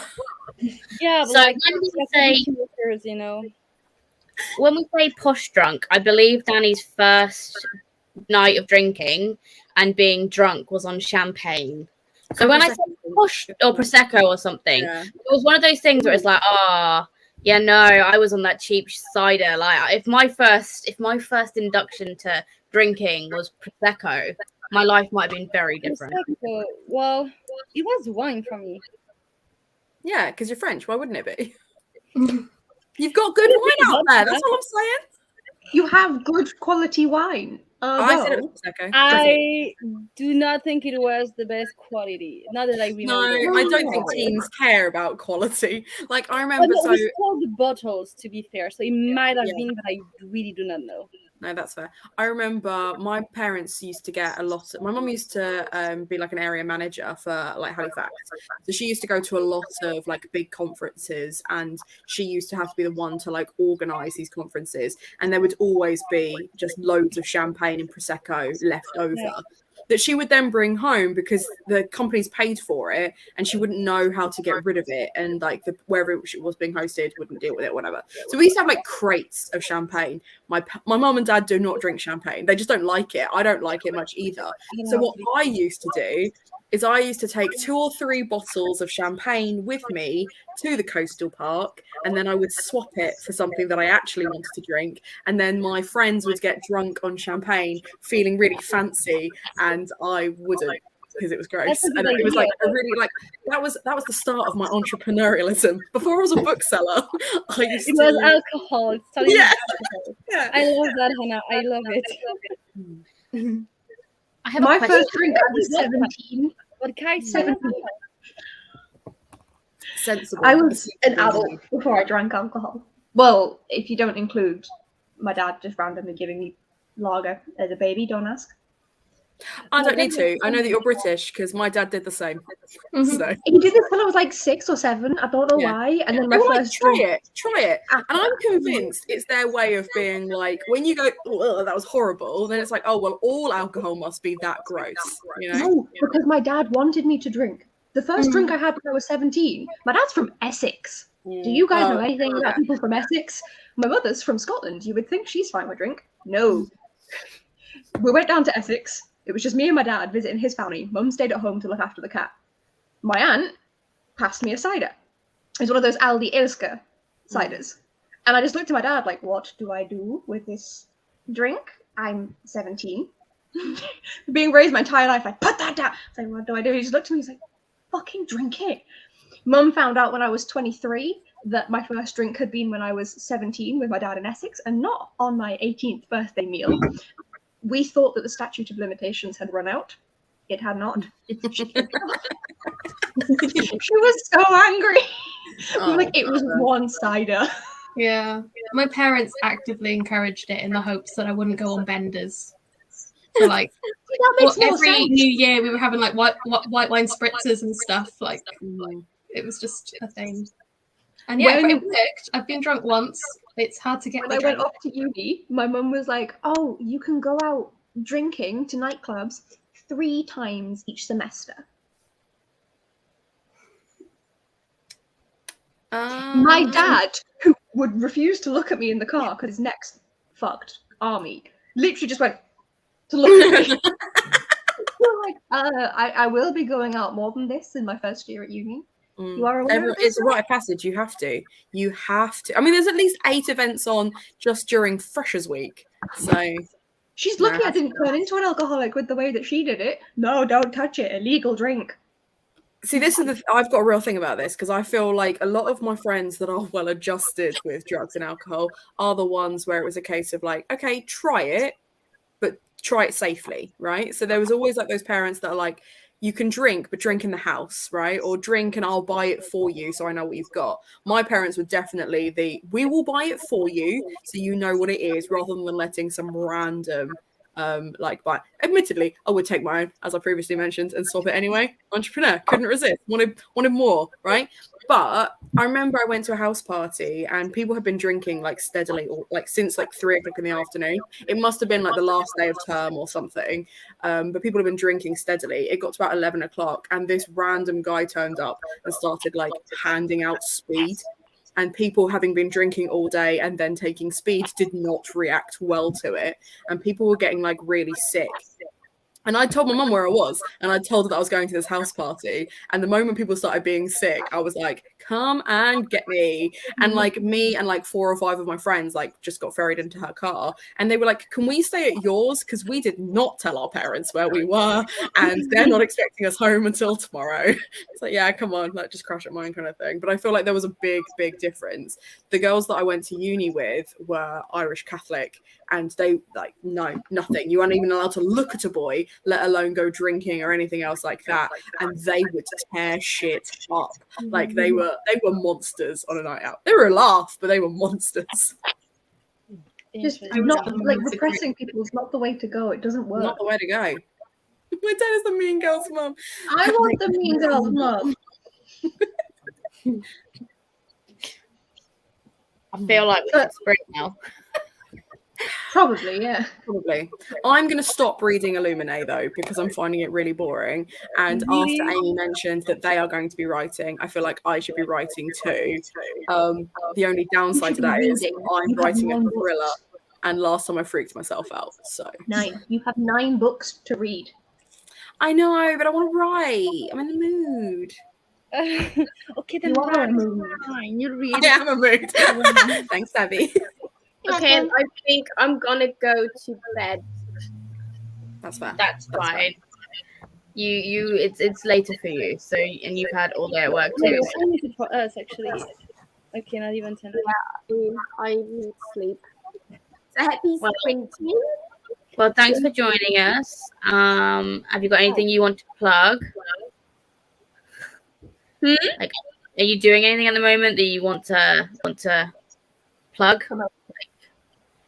Promote. Advertise. She means promote. Like anything you want to like. Oh upset. my goodness. I'm so sorry. My brain is just like. No. Lizzie chose to use the same word twice, like you were just going to magically understand it the second time.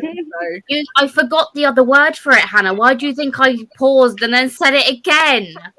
Why do you think me and Hannah both said promote? Promote. Well, not really. I'm starting social media again. So just my Instagram and my YouTube channel. Well, the YouTube I channel know is the linked. YouTube channel's linked down below. Yeah. But I'm sure we'll see you popping up throughout the readathon on some sprints, more sprints. So catch up with you later. Yeah. Night. Bye. Too late. I didn't click it quick enough. She literally clicked off, and I was like, "Oh, okay. Too slow. Right. Oh, and there's another one. Look. Ooh. It doesn't help that they do come through like a couple of seconds after people have written them anyway. So Yeah. Yeah. we're not actively trying to ignore people, I promise. No. Lizzie's no. just rubbish at this. That's all it is. Ow. I'm Trying kidding. to be mean to Lizzie. Like, No, I shouldn't be mean. I'm genuinely really proud of Lizzie and all the hard work she's put into this shit. Yes, that is true. Okay, we're gonna sprint now because you make me uncomfy. Here, bye. I think Lizzie's forgotten the fact that we can just still sit here and compliment her. I just want to take a minute to say that Lizzie is genuinely one of my favourite people of all time. And I know it sounds like I'm doing this just to make her uncomfy, but I just want to say publicly that she's like really compassionate. She's really nice. She's really funny. She deals with me on a daily basis. Imagine that. Imagine having to deal with me on a daily basis and maintaining your sanity. I think it's fine. I wouldn't mind that. I think it's fine, right? You're a little bit chaotic, but that's fine. A little bit.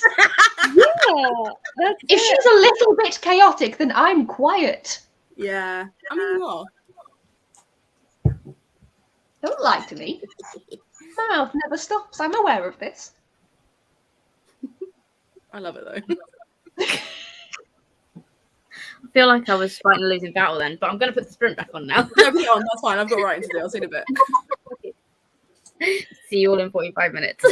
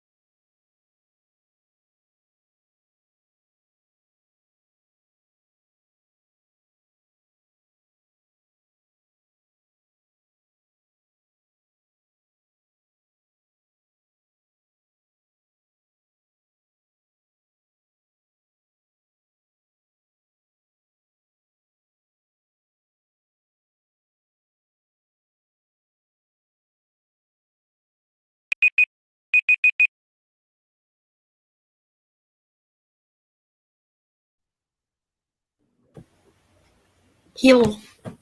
Hi. Hello.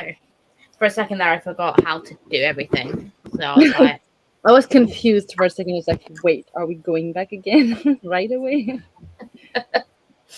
no. How did everyone do? I finished my book. Excellent. Congrats. Thanks. Don't forget to log it, Celine. I did, and I'm the first person, I guess, who's read the book. So I'm very happy about that because I have the number, the little one, and happy. Not gonna last because I know you guys are gonna read way faster than I do, but I'm happy for now. I highly doubt that. I think I'm reading very slowly for me. Well, maybe for you, but for the rest of the world, nah. Abby, you're still muted, by the way. Poor baby, she was trying to communicate with us. Probably for the best. What did you say, Abby? I said, Lizzie, what do you mean you're reading slowly? You're loving your book. You know something else that I'm really kind of upset about is my copy is damaged. And this was a fairy loot book. Where is it damaged? Really? So it's ripped in a random page. So it's disconnected at the top. And I'm like, how long has it been like that? Because you wouldn't have noticed looking at it. It doesn't look like it's damaged. So now I'm reading it and I'm like, is it okay if I complain to Fairy Loot now? Even though this was months ago. Honestly, you should because they've been lacking in that department for so long, and just they need to know that they're doing a really bad job.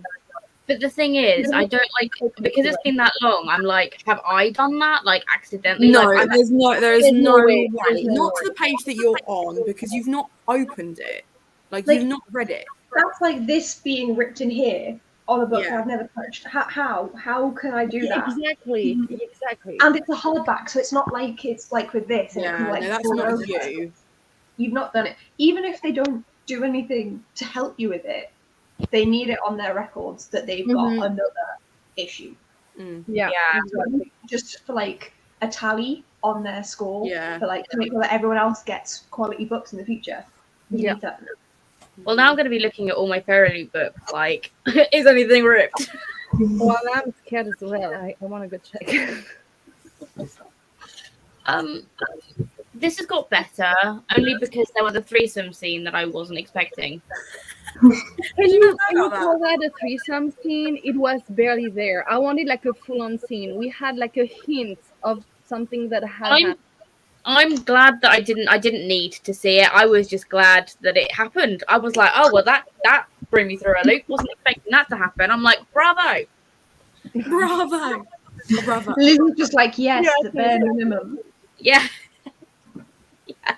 Give me something to be interested in. Woo! Did anyone see that? No? Good. Excellent. No. How did everyone else do? Can I be really smug for a second? Really smug. You will be anyway. No, but more than usual. Other than the fact that I just hit my head on this. I wrote 999 pages of a thriller, which as a Brit is really fucking satisfying. Yeah, it is definitely. What the fuck? Right?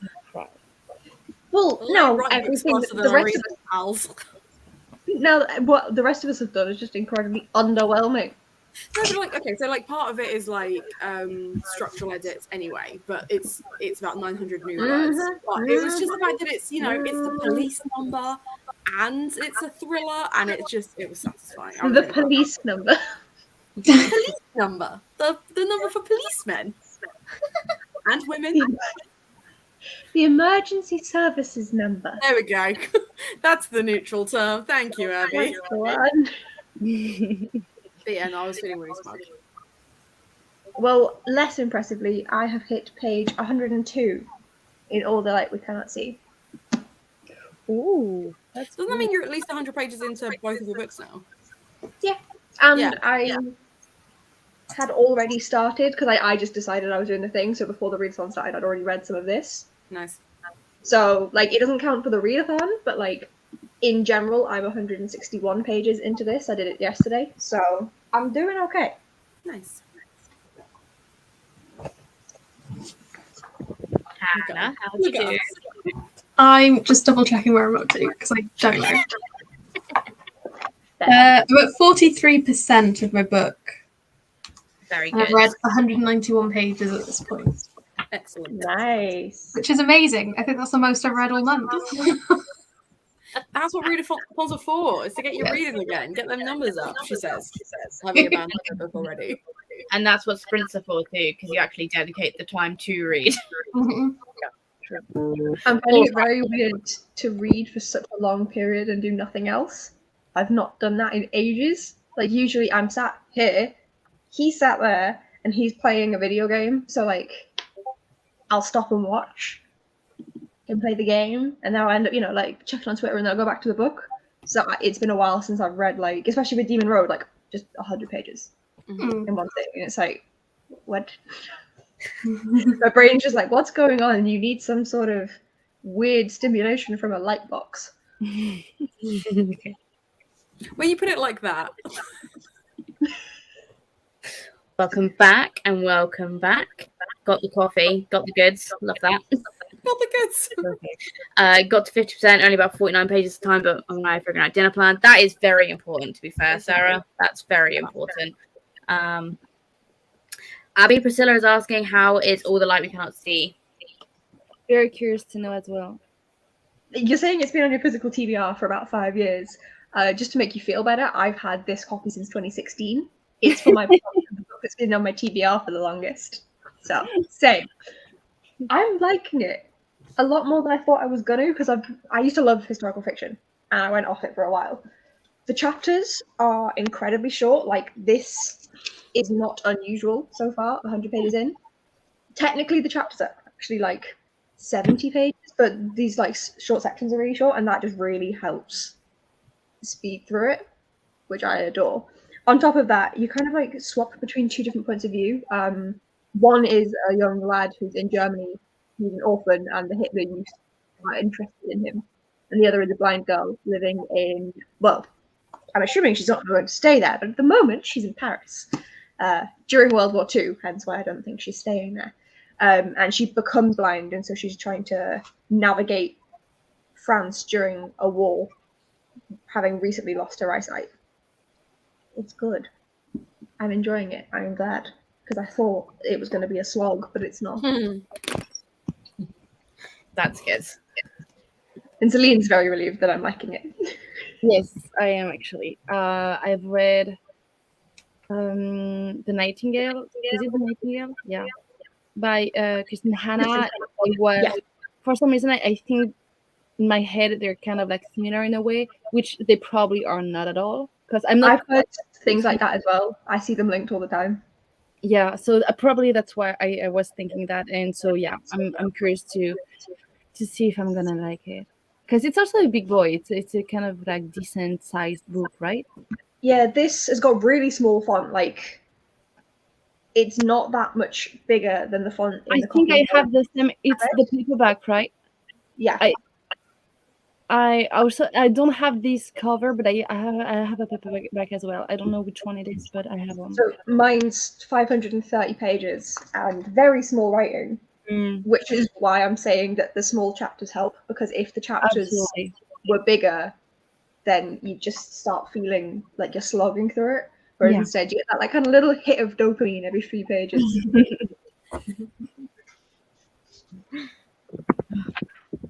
Well, Priscilla's going to read it sooner rather than later now, so. You're welcome.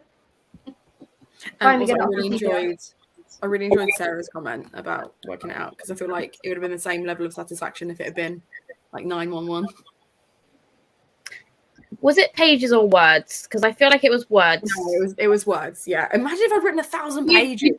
You definitely said pages the first time, so I was like, wow. Mind blown. Could you imagine?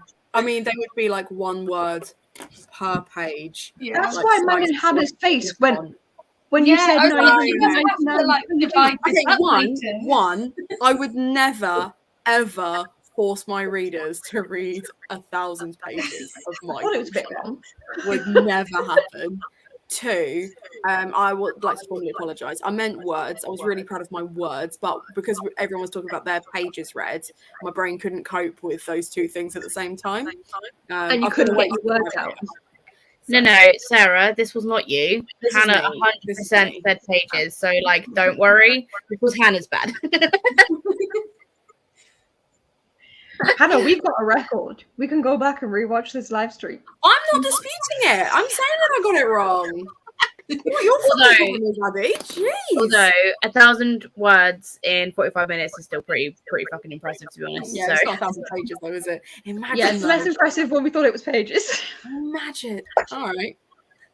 You if know you what, say Abby? to your readers to read 1,000 pages, like I wouldn't say that's forcing. That's people choosing to read it. Like so. I don't know. I feel like you'd get to about 300 and you'd be like, she's still banging on. Like that's why I write short books. You know, like they're short, they're sweet. It's just enough to keep you wanting Especially with more. a thriller.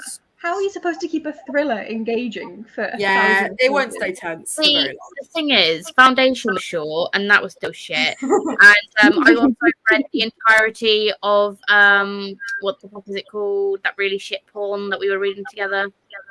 Den of Vipers. Den of Vipers, and that was two or 300 pages too long. So like, no, I feel like that book was 500 pages too long. Was it 500 the pages? whole thing, It was the 600 whole pages. I thing- was being generous. The whole thing was terrible. But that's my point, though. Like, Foundation was shit. That was short. Den of Vipers was long. That was also shit. Like, where? Like, what? So what you're saying is, it doesn't matter how long my book is, it's going to be shit. Is that what you're saying? That's what I'm hearing.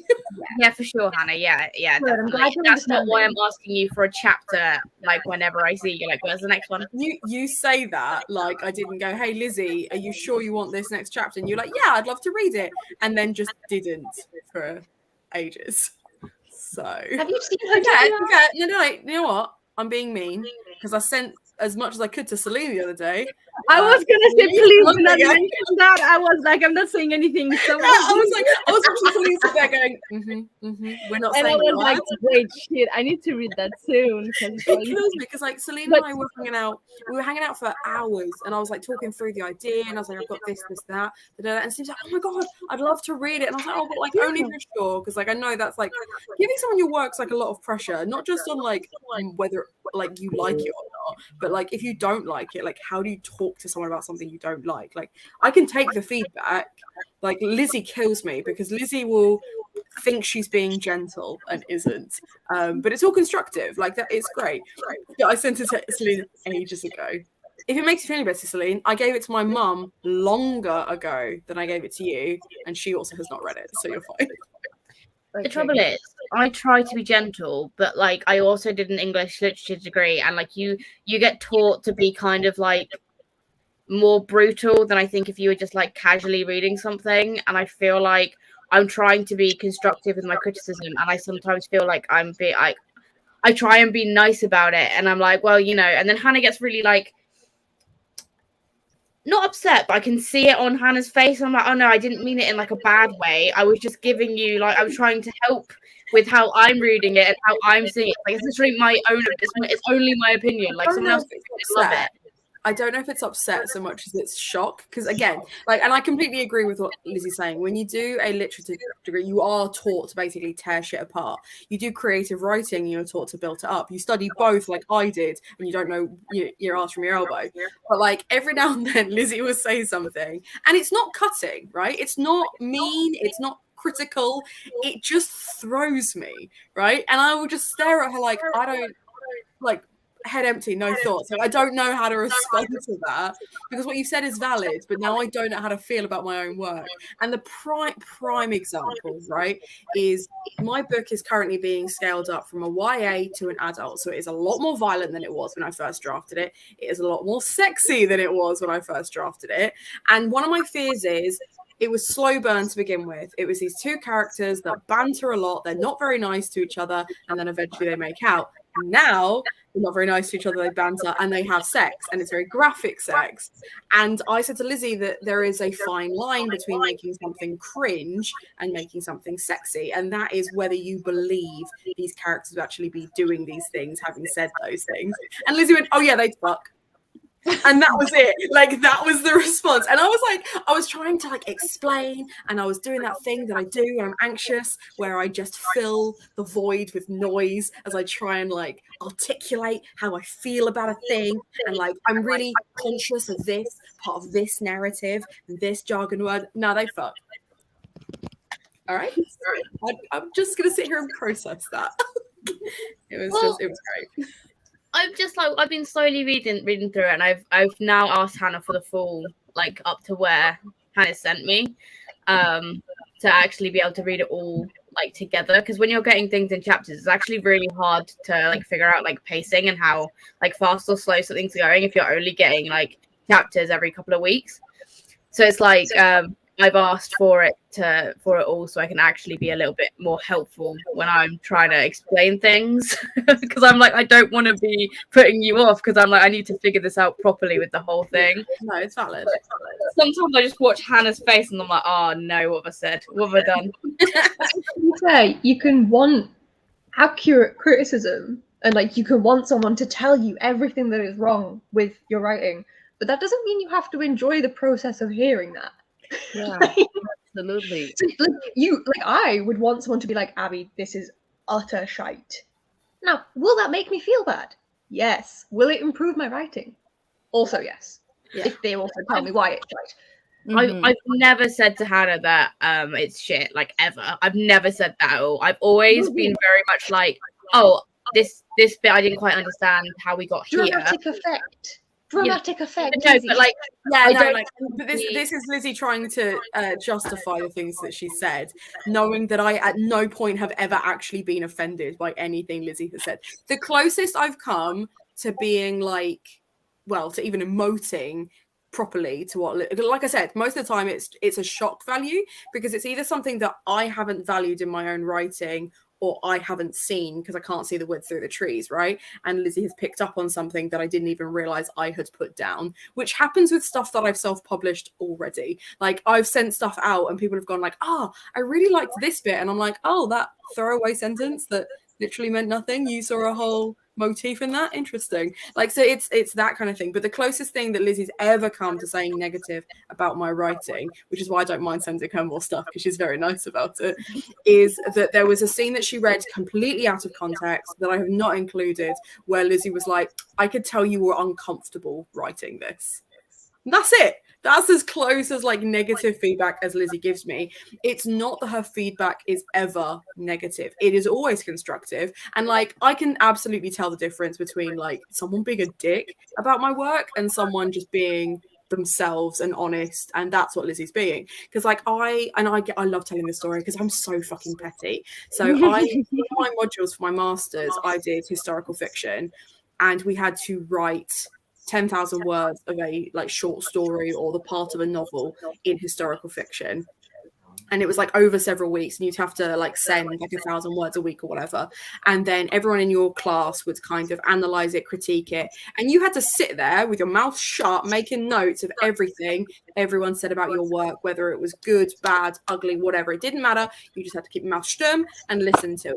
And I had to listen for half an hour whilst my lecturer told the whole room that I had basically just not bothered with research. My thing was completely factually inaccurate, that my characters weren't realistic, that my dialogue wasn't realistic, that I had tried to go for this like historical like vibe for it, but I obviously didn't know what I was talking about. And like, to the point that like she was cruel about it, and she was like picking out on things. She was like, you know, because Hannah, like, you've set it in the Tudor era. They didn't have chairs then. And I'm like, bitch, they had chairs in the Roman era. What are you talking about? She's like, no, they had stools. They didn't have actual chairs. And I was like, then what is in Dover Castle? Where did those chairs come from? Because apparently Henry VIII sat his ass on that.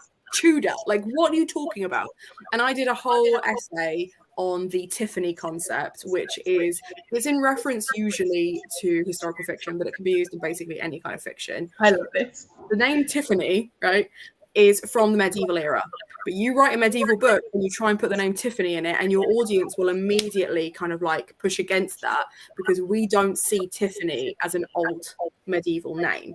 And your audience will always think they know more than you if what they know is different from what you know. And it doesn't necessarily mean that your research isn't valid or that you don't know what you're talking about. It's just that they know something different.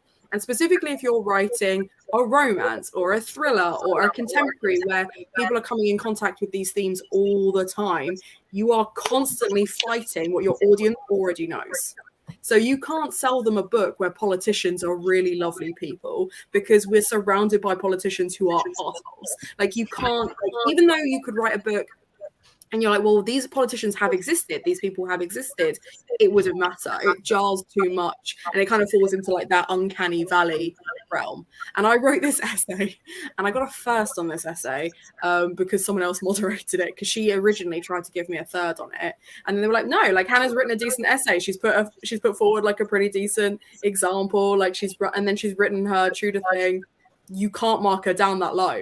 And she got really arsy with me. So, like, to me, no one's feedback has ever felt the way her feedback has felt. Like, no rejection will ever feel that bad. So people can be like, yeah, I didn't like this part of the book. And I'm like, all right, sweet, I'll change it. Like, it doesn't matter. It will never hurt like that bitch did. So, I guess she gave you a gift in some way. Yeah, for sure. But yeah, really petty essay writer. I do everything pettily. You should see me at work, I swear.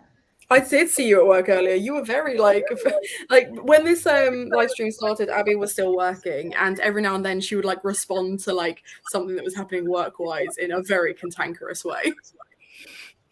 I love that. Well, it's also just the second that anyone tries to come at me telling me something that I know is not correct, I'm like, no, I got reported to my boss's boss. They skipped my boss. They went to my boss's boss because this idiot, right? How much can I say? No, it's all internal, so I can say everything. It's fine. Can't even remember the person's name, so that doesn't matter. They were writing about some of the cities that the company that I work for has like stuff in. And they're like, news north of the wall. Now, I don't know about Celine, but these three will know exactly which wall that is. It's Hadrian's Wall, for anyone who's not British, which runs through Newcastle and Carlisle, just south of the border of Scotland and England. So I was thinking, okay, I'm expecting Newcastle upwards for the cities. She picked York, Leeds, and Bradford, which are all at minimum 100 miles south of the wall. 100 miles. So I emailed in and was like I emailed this last. I was like, just to let you know, like, I've had my Scottish colleagues being angry at this because like there's a big divide between Scotland and England. Just FYI, just saying north of the wall, like, make sure you're picking. We've got like Inverness. We work in Inverness, Aberdeen, Glasgow, Edinburgh. Make sure you're picking places that are north of this wall. And she responded incredibly smugly, being like, oh, well, actually, it's a reference from Game of Thrones, but I understand if you don't get that. So I just responded back again saying, well, just to let you know, the wall in Game of Thrones is based off of Hadrian's Wall. As is the entirety of Game of Thrones being based upon European history. But thank you for explaining your reasoning, is what I put. And she did not like my tone and went to my boss's boss. Didn't even tell my boss. My boss had no clue till I told him.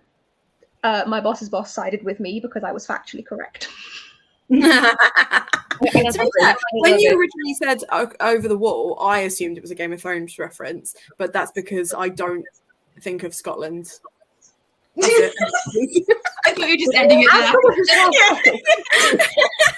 No, I'm joking. I've got to say, as soon as you said Leeds, Bradford, and York, I was like, oh no, that is not nearly north enough. I was like, at least I'm aware that that's a thing, right? Well, like, I used to live in Bradford. Is that, like, oh, there was nothing going on in the northern cities. Like, Glasgow had a big release. In the week that she was writing, that she was like, oh, there's nothing in those cities. Can I remind you, I live in York. nothing happened in York. It was like the tiniest thing that happened in York. Glasgow had a big release, and she was like, "No, there was nothing in the north of the wall." I was just so pleased that because obviously my boss's boss had to be like, "So, please do make sure, like, be aware of your tone when emailing." But I did back you up because everything you said was correct. Yeah, that's fair. And that is my level of petty. I approach everything with that. Misconstrued online anyway. You could have gone back and like, oh, well, she said she was joking. I was just continuing the joke. Exactly. What's that? Never heard Danny, of it. do not encourage her. To be fair, and I don't know if she is in the audience, but I know Priscilla is. There's a friend of mine at uni who is from Wales, and she is very patriotic. She very much loves her Welsh culture. And is it St. David's Day? Is that the Welsh one? 1st of March. Yeah, so she was talking about like a festival that was happening in her hometown or something like that, and she showed me. She was showing everyone at the table, but she showed me some Welsh like costumes, kind of like old traditional ones, traditional dress. And I'm an asshole because I turned around and went, "They look a bit Dutch, don't they?" Because they had like the curly hat and like the pinafore, and like they did look a bit Dutch. And she was like, "No, they're Welsh." And I was like, "Yeah, I know. But like, if you were to swap the daffodil for a tulip, it is a bit Dutch, isn't it?" And like, Priscilla, who is Dutch, found that very funny. Naomi did not. Naomi did not find that funny at all. And I just thought, well, I'm the only English person at this table. I need to solidify every stereotype they think they already know. I am from Kent. I don't know if you can tell. Like, it was very much that vibe. But I was being an asshole. And I shall continue to be an asshole. Priscilla doesn't know what you're talking about. So. Oh, Priscilla, you were definitely there at the table, and you definitely laughed at my joke, even though it was very mean. I know that there's a story of the last time that mainland Britain was invaded was in the 1700s, and some French soldiers invaded on the Welsh coast. That's why it links in. She was. So they invaded on the Welsh coast, and there was like a small troop of the British, probably English, army there. And they were like, "Oh, like, we can beat them, like, let's see." And then they thought, essentially, to summarize a lot, that they'd called for backup. Because they saw on the hill a load of redcoats. 1700s, the English army, British army, wore red jackets to see each other on the battlefield. So they look up and they're like, "Well, damn, that is a lot of soldiers up there. We're going to leg it," because this troop of French soldiers was actually made up of, like, convicts that were forced to be soldiers. And they were like, "Yeah, no, we don't care this much." It turns out all of those soldiers that they saw up on a cliff were all of the Welsh women who had came just to see what was going on in their traditional dress, which is red. Yep. So they saw a load of Welsh women and assumed it was a bunch of reinforcements of soldiers. To be fair, Welsh women are terrifying. I mean, I say that I was winding up Naomi. I did fear for my life the entire time. So, yes, it was. Yes. So there was a whole group of us, and it was really funny because my friend Louise is Scottish. She's from Glasgow. She is very Scottish, and she works in A&E in some, I think it's Paisley or something like that. Like, it's a notoriously very dangerous area. And sounds lovely, very dangerous area. And she used to get so, like, I would actively wind her and Naomi up because Naomi was Welsh and she was Scottish, and I was, you know, the southern bitch that would just chat shit. So yes, it was a good time. At least I know never to introduce you to my mother. No. Mothers are different. I'm very polite when it's anyone. My Scottish mother. Yeah, I'll be very polite, and I probably won't say very much because, let's be honest, your Scottish mother would tear me a new one. Like, I'm not going to risk it. She's the least scary of them all, to be honest. Still don't think I'd risk it. Someone my age, like you, that's fine. Wouldn't be a problem.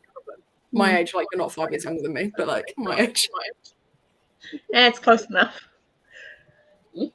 Fair enough. I insult her all the time. Well, my dad insults her mostly. Yeah, you're related, you're allowed. That's the law. Anytime Scotland's doing any sort of sporting event, my dad just starts laughing. Love that. Scotland doesn't do very well. So I had the Wales England divide with the rugby because my dad's Welsh and my mum's Cornish. So you know how Cornwall wants to be its own little like country by itself. That's always an interesting argument that I have with my parents. So. Fun. When the rugby's on, try being in my town. It becomes like a divide. I was gonna say, especially because you're like right on the cusp. Wouldn't want that. No. I suppose we probably do another sprint. It kind of just got real quiet there for a sec. So I'm on forces back into it. I love that you're like, oh, it's not awkward. Let's read. Are you going to go to bed, Selene? Is it late? Yeah, it's getting. I'm grandma is starting to get a bit late for me. It is like 11 p.m. past 11 p.m. for you. It is pretty late. I will try to read to start my second book a little bit before going to sleep, but overachieving. Well, don't worry, because Celine is back tomorrow afternoon. So everyone can go over there. I think it's 1 p.m. BST our time, from what I remember from our schedule. A few of us will be there too. But go over and support Celine. It will be like her channel's linked in the description, and all the links will be on Twitter. So you can find us all on Celine's channel tomorrow. And have a nice sleep, Celine. thank you. Thanks, Celine. Bye. This will probably be my last sprint as well, to be fair. And then there were 4.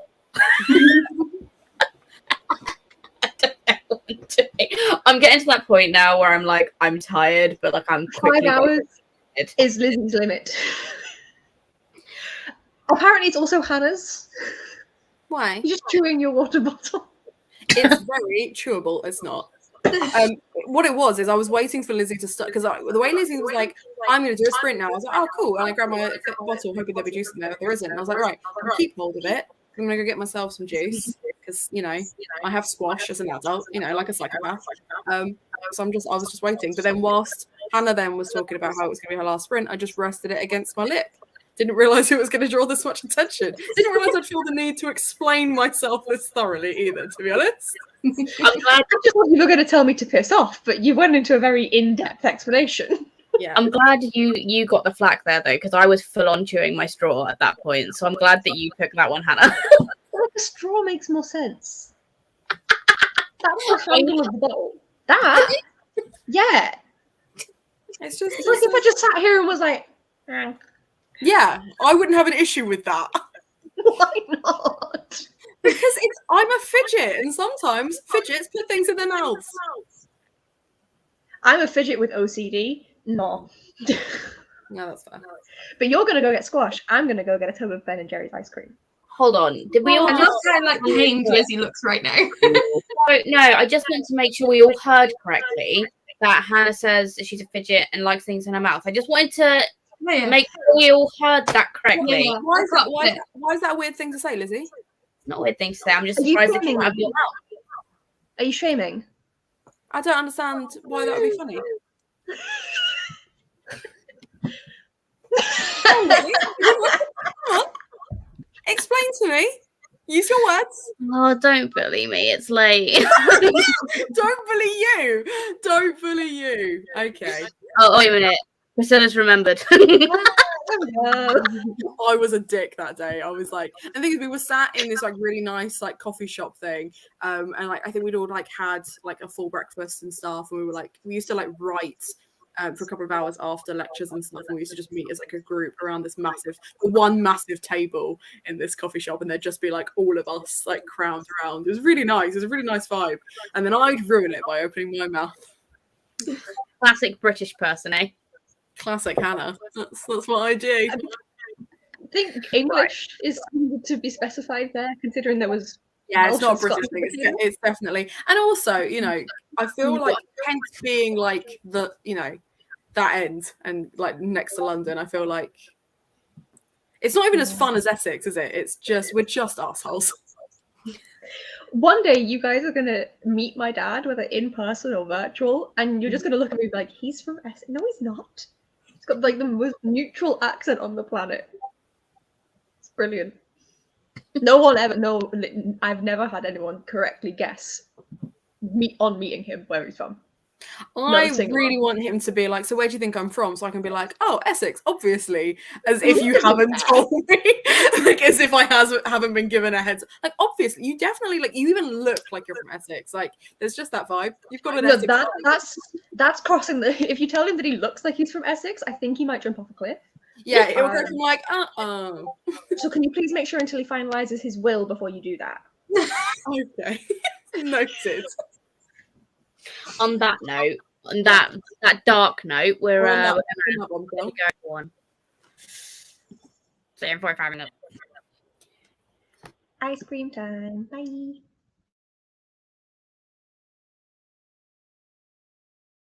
Can I just say I find it very funny that Hannah turned off her camera to get juice, but Abby's left it on to get ice cream. I love that.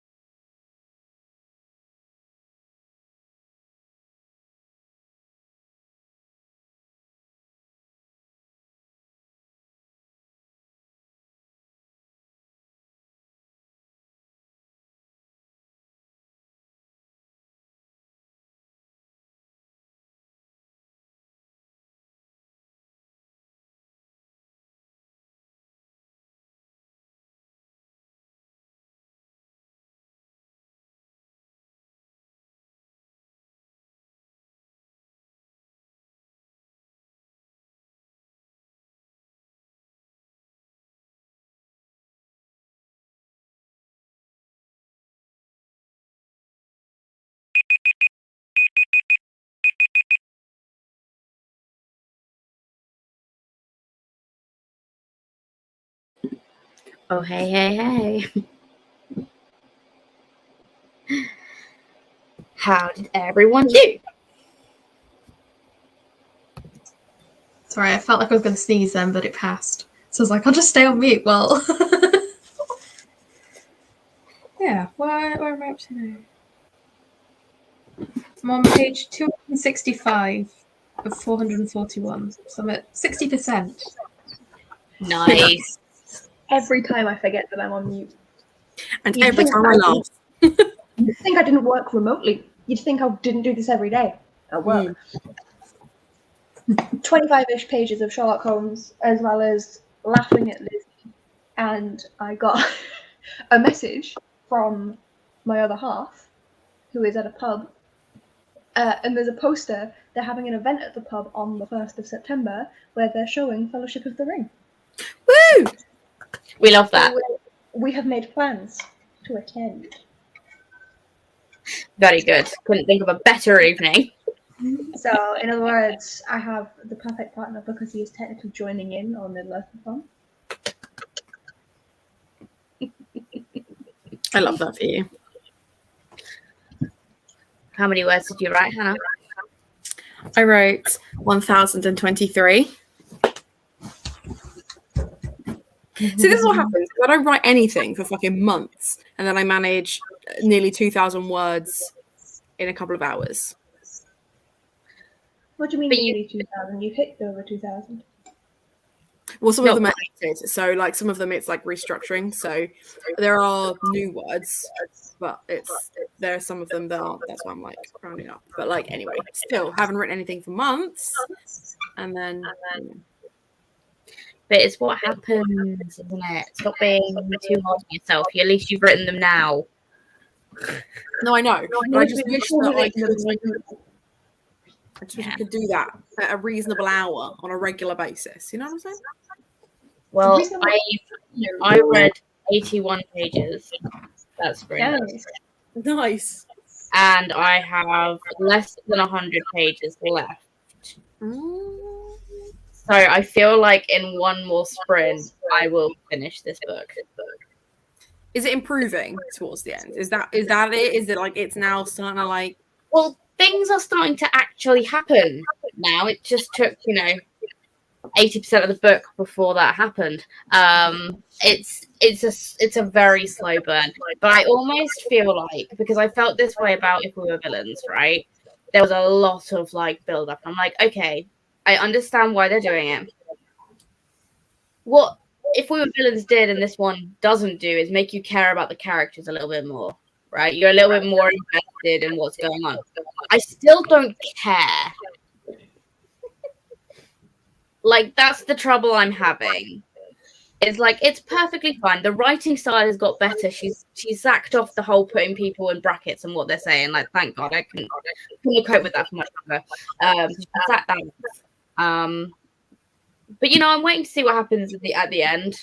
There's a sequel, so I'm assuming something does happen at the end, and it will be a cliffhanger, and I've got to decide how much I give a shit about that or not.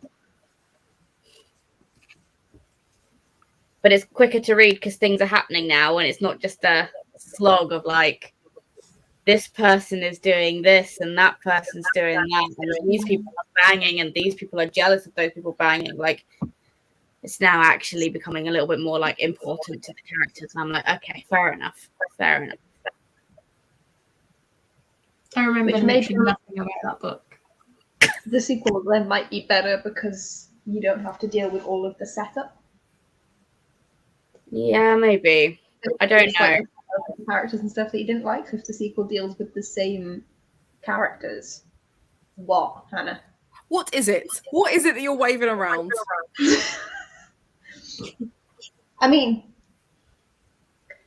these are the and just while we're doing this. No, but what is it? Oh, Okay, that's okay. Yeah, no, okay. Those I know what they are.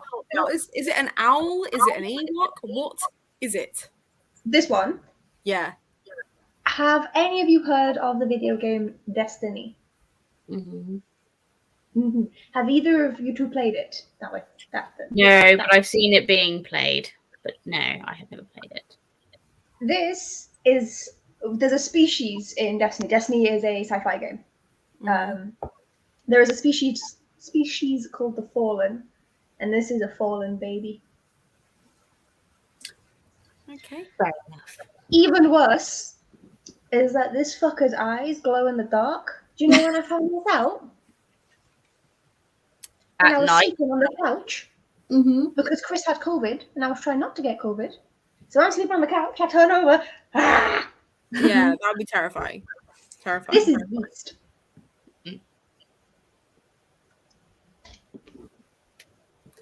Someone's watching. Well, Ada's watching Ready Steady Cook with Ainsley Harriet. That's a Wow. blast in the past. I used to watch Wow. that at school. I loved it. Hello, Cat. Okay. I mean, that is important. That's fair. I feel like food is more important at the moment for you, Sarah. So I Really hope good you climate. enjoy whatever it is you're eating.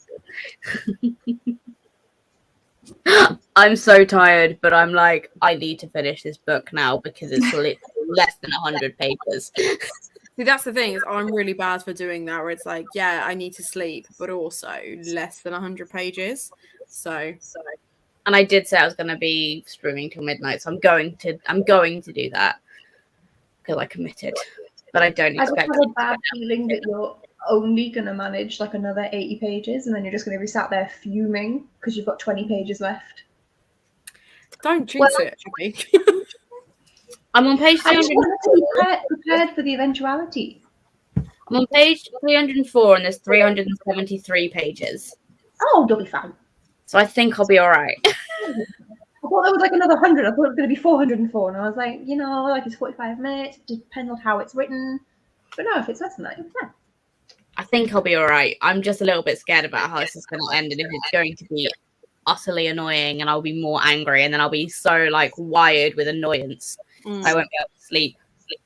Again, I remember nothing, so I can't tell you. Yeah, I might finish my chapter off stream then and then go to bed. So I don't have to deal with that. I mean, that's fair. To be fair, Hannah, I'm surprised that you're still awake. Just for context, Hannah has a really early meeting on a Friday. When I say early, I mean it starts at like 6:30. Yeah. And so Hannah's awake at 5. So I'm really surprised that Hannah has made it to 11:15 at night. So I was expecting you to have logged off like about an hour ago, to be honest. So I'm very happy that you stayed, but also I feel like you might want to avoid the annoyance that I will surely be. No, I think if I was still reading, I would have gone to bed an hour ago. But I was writing and I got really into it. So. But I won't be offended if everyone else logs off now. I know I'm yawning, but like if I went now, I would not go to sleep. I would read this, so it seems redundant to leave. That's fair. I'm not being like everyone leave. I'm being like if you want to. No, I'm I not know. And then I yawned and I was like, no. I will still read regardless of where. I'm in the middle of a Sherlock Holmes story, okay? I need to know what happened. Which one are you reading at the moment? So I finished one of them. What's the first one in the casebook called? The Adventures of the Illustrious Client. And I don't think I've ever read that one. I've never read these ones at the end, the casebook of Sherlock Holmes. They're the very last ones that were written. I'm now reading The Adventure of the Blanched Soldier, which is written. You know how all this, well, I don't know if everyone knows, but the Sherlock books are written from Watson's point of view. Mm-hmm. This is Sherlock writing it. Interesting. I'm still enjoying it. He also compliments Watson by being like, he doesn't mention his virtues often enough. It's very useful to have someone who can't guess the ending around me. It's very inconvenient to have someone who actually understands the clues like I do. Oh. So it's like a nice little neg.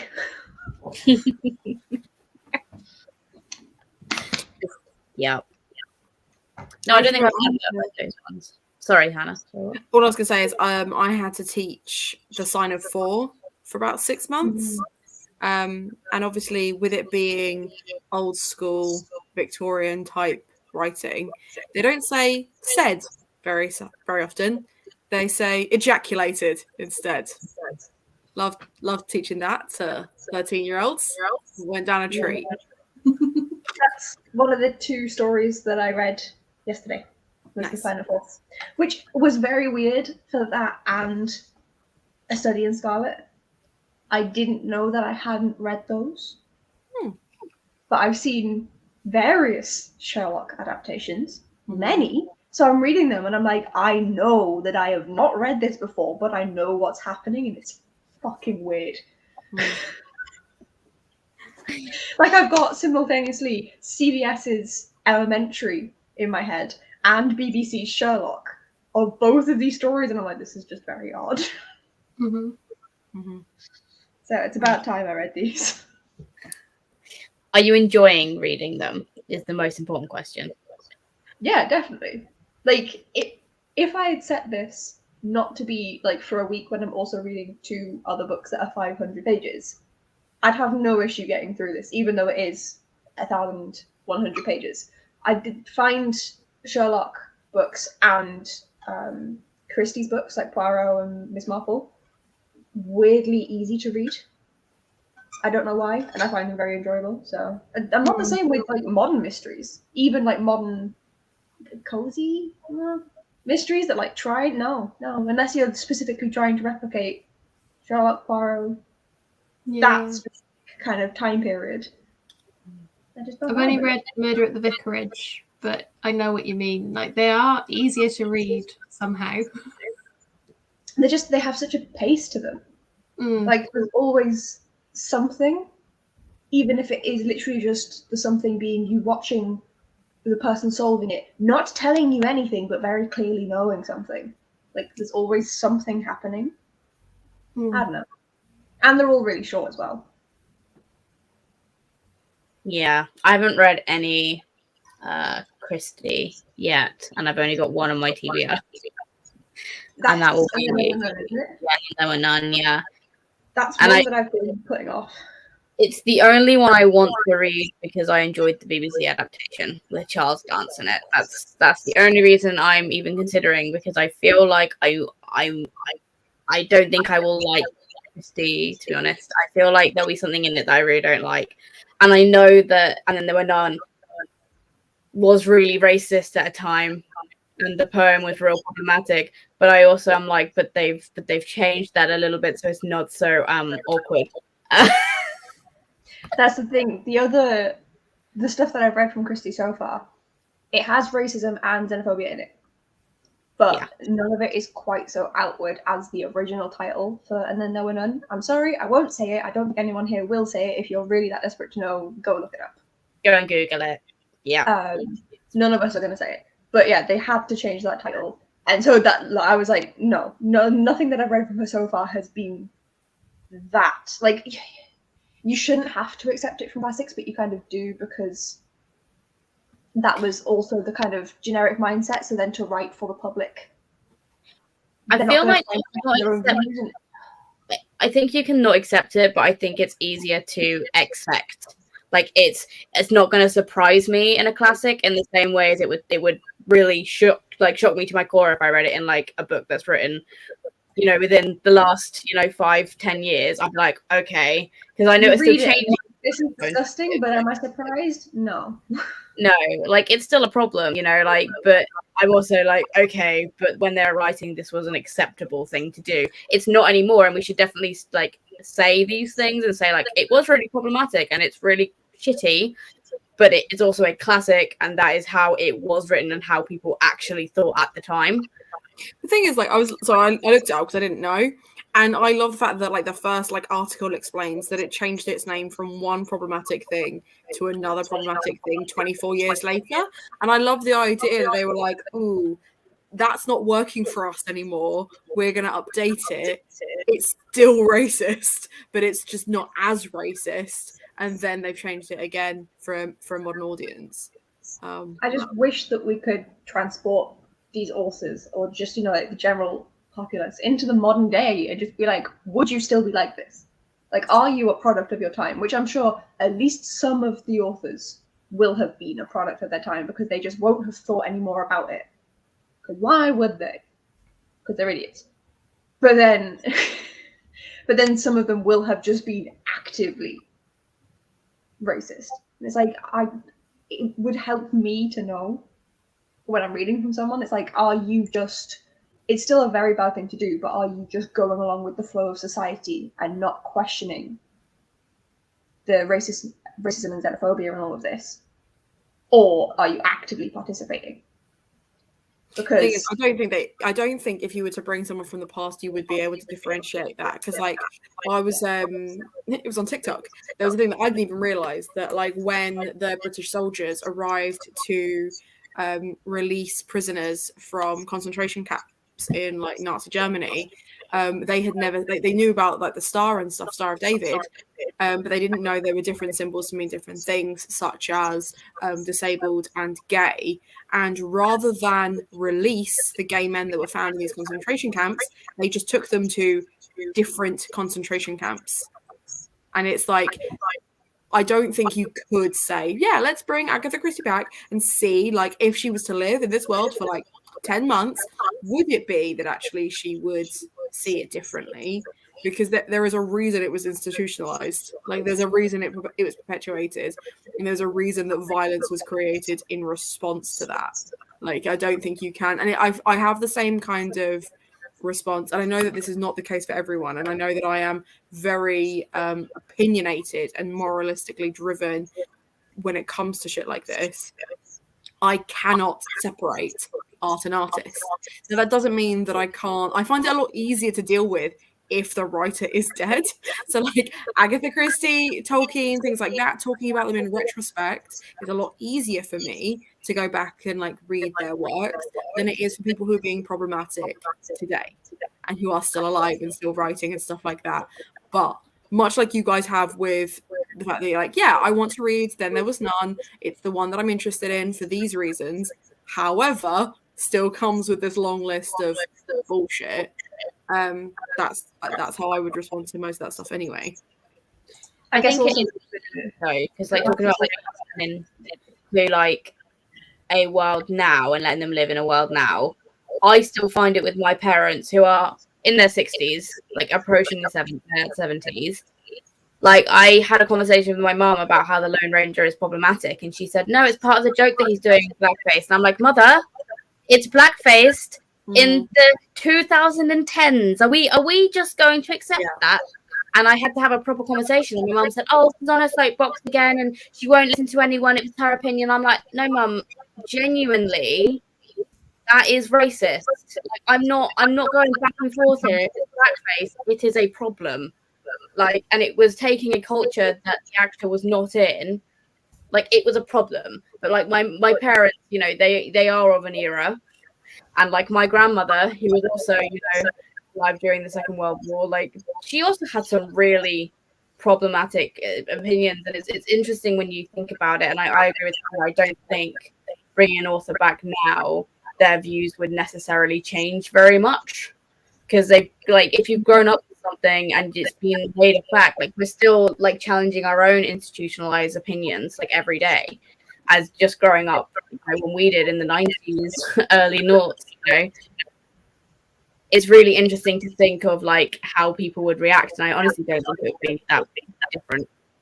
There is a pretty big generational difference as well in how people are responding now. Like you said, your parents are in their 70s, 70s, 80s, maybe just 70s. Like, so my parents are in their 50s, and my grandpa is in his 80s. And I can't change his mind at all. The thing is, he isn't racist, but with the air quotes, as in like he actually doesn't care. Like, say for example, my partner was black. He's not. My partner's white. But say I went up to Scotland and was like, here, meet my boyfriend. He wouldn't give a damn, but he would use it to insult him in a joking way. Hello, have you met me? This is my entire family.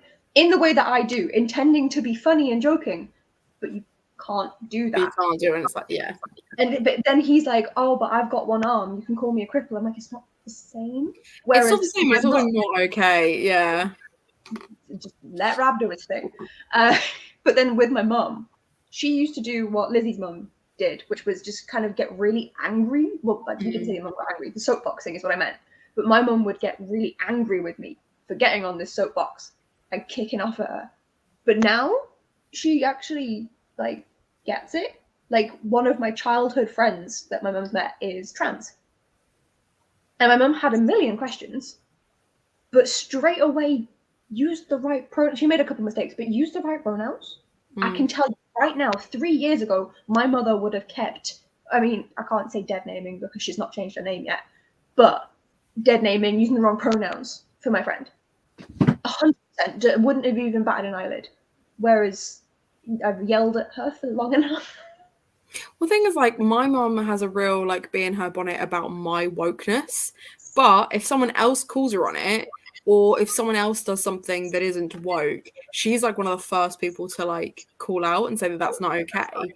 So, like, I was talking to her, I must have been, like, an undergrad, and I was talking to her about something to do with feminism and how I'd seen this, like, lecture on feminism, and it was, like, really important with regards to, like, the media that we consume and like the literature we consume and all this, that, the other. And she was like, you need to stop telling people you're a feminist, because what people hear is that you hate men, and then you're never going to find a boyfriend, you're never going to be happy, you're never going to like settle down and this, that, the other. And I was like, the whole point is that if someone assumes something about me and doesn't allow me to prove who I am or isn't even interested, then that's not feminism. And she's like, oh, like, I don't want to hear it, blah, blah, blah. She went on this, like, course thing for women in business, and they had this woman who had, like, a feminist podcast or whatever, and she'd, like, won awards for, like, women in business and this, that, and the other. And, like, gave this, like, really important, powerful speech about feminism. And my mum called me and was like, oh, my God, this was, like, the best lecture I've ever been to. And I was like, yeah. Like, I've been saying this for years. And she was like, no, but, like, when you said it, I just felt like you were attacking me. And I was like, I wasn't even commenting on, like, your behavior, or, like, there was no instance of that. And she has a real thing. And she said to me before that she doesn't like that she view, and I'm air quoting because I don't think I am more intelligent than her, but she doesn't like that I'm smarter than she is, and she has a real issue with that. So, like, if I was to say something political, she would immediately, like, push against it. Then she'd take a couple of days, hear it from someone else and agree with it, and I'll just sit there and be like, I said that a week ago.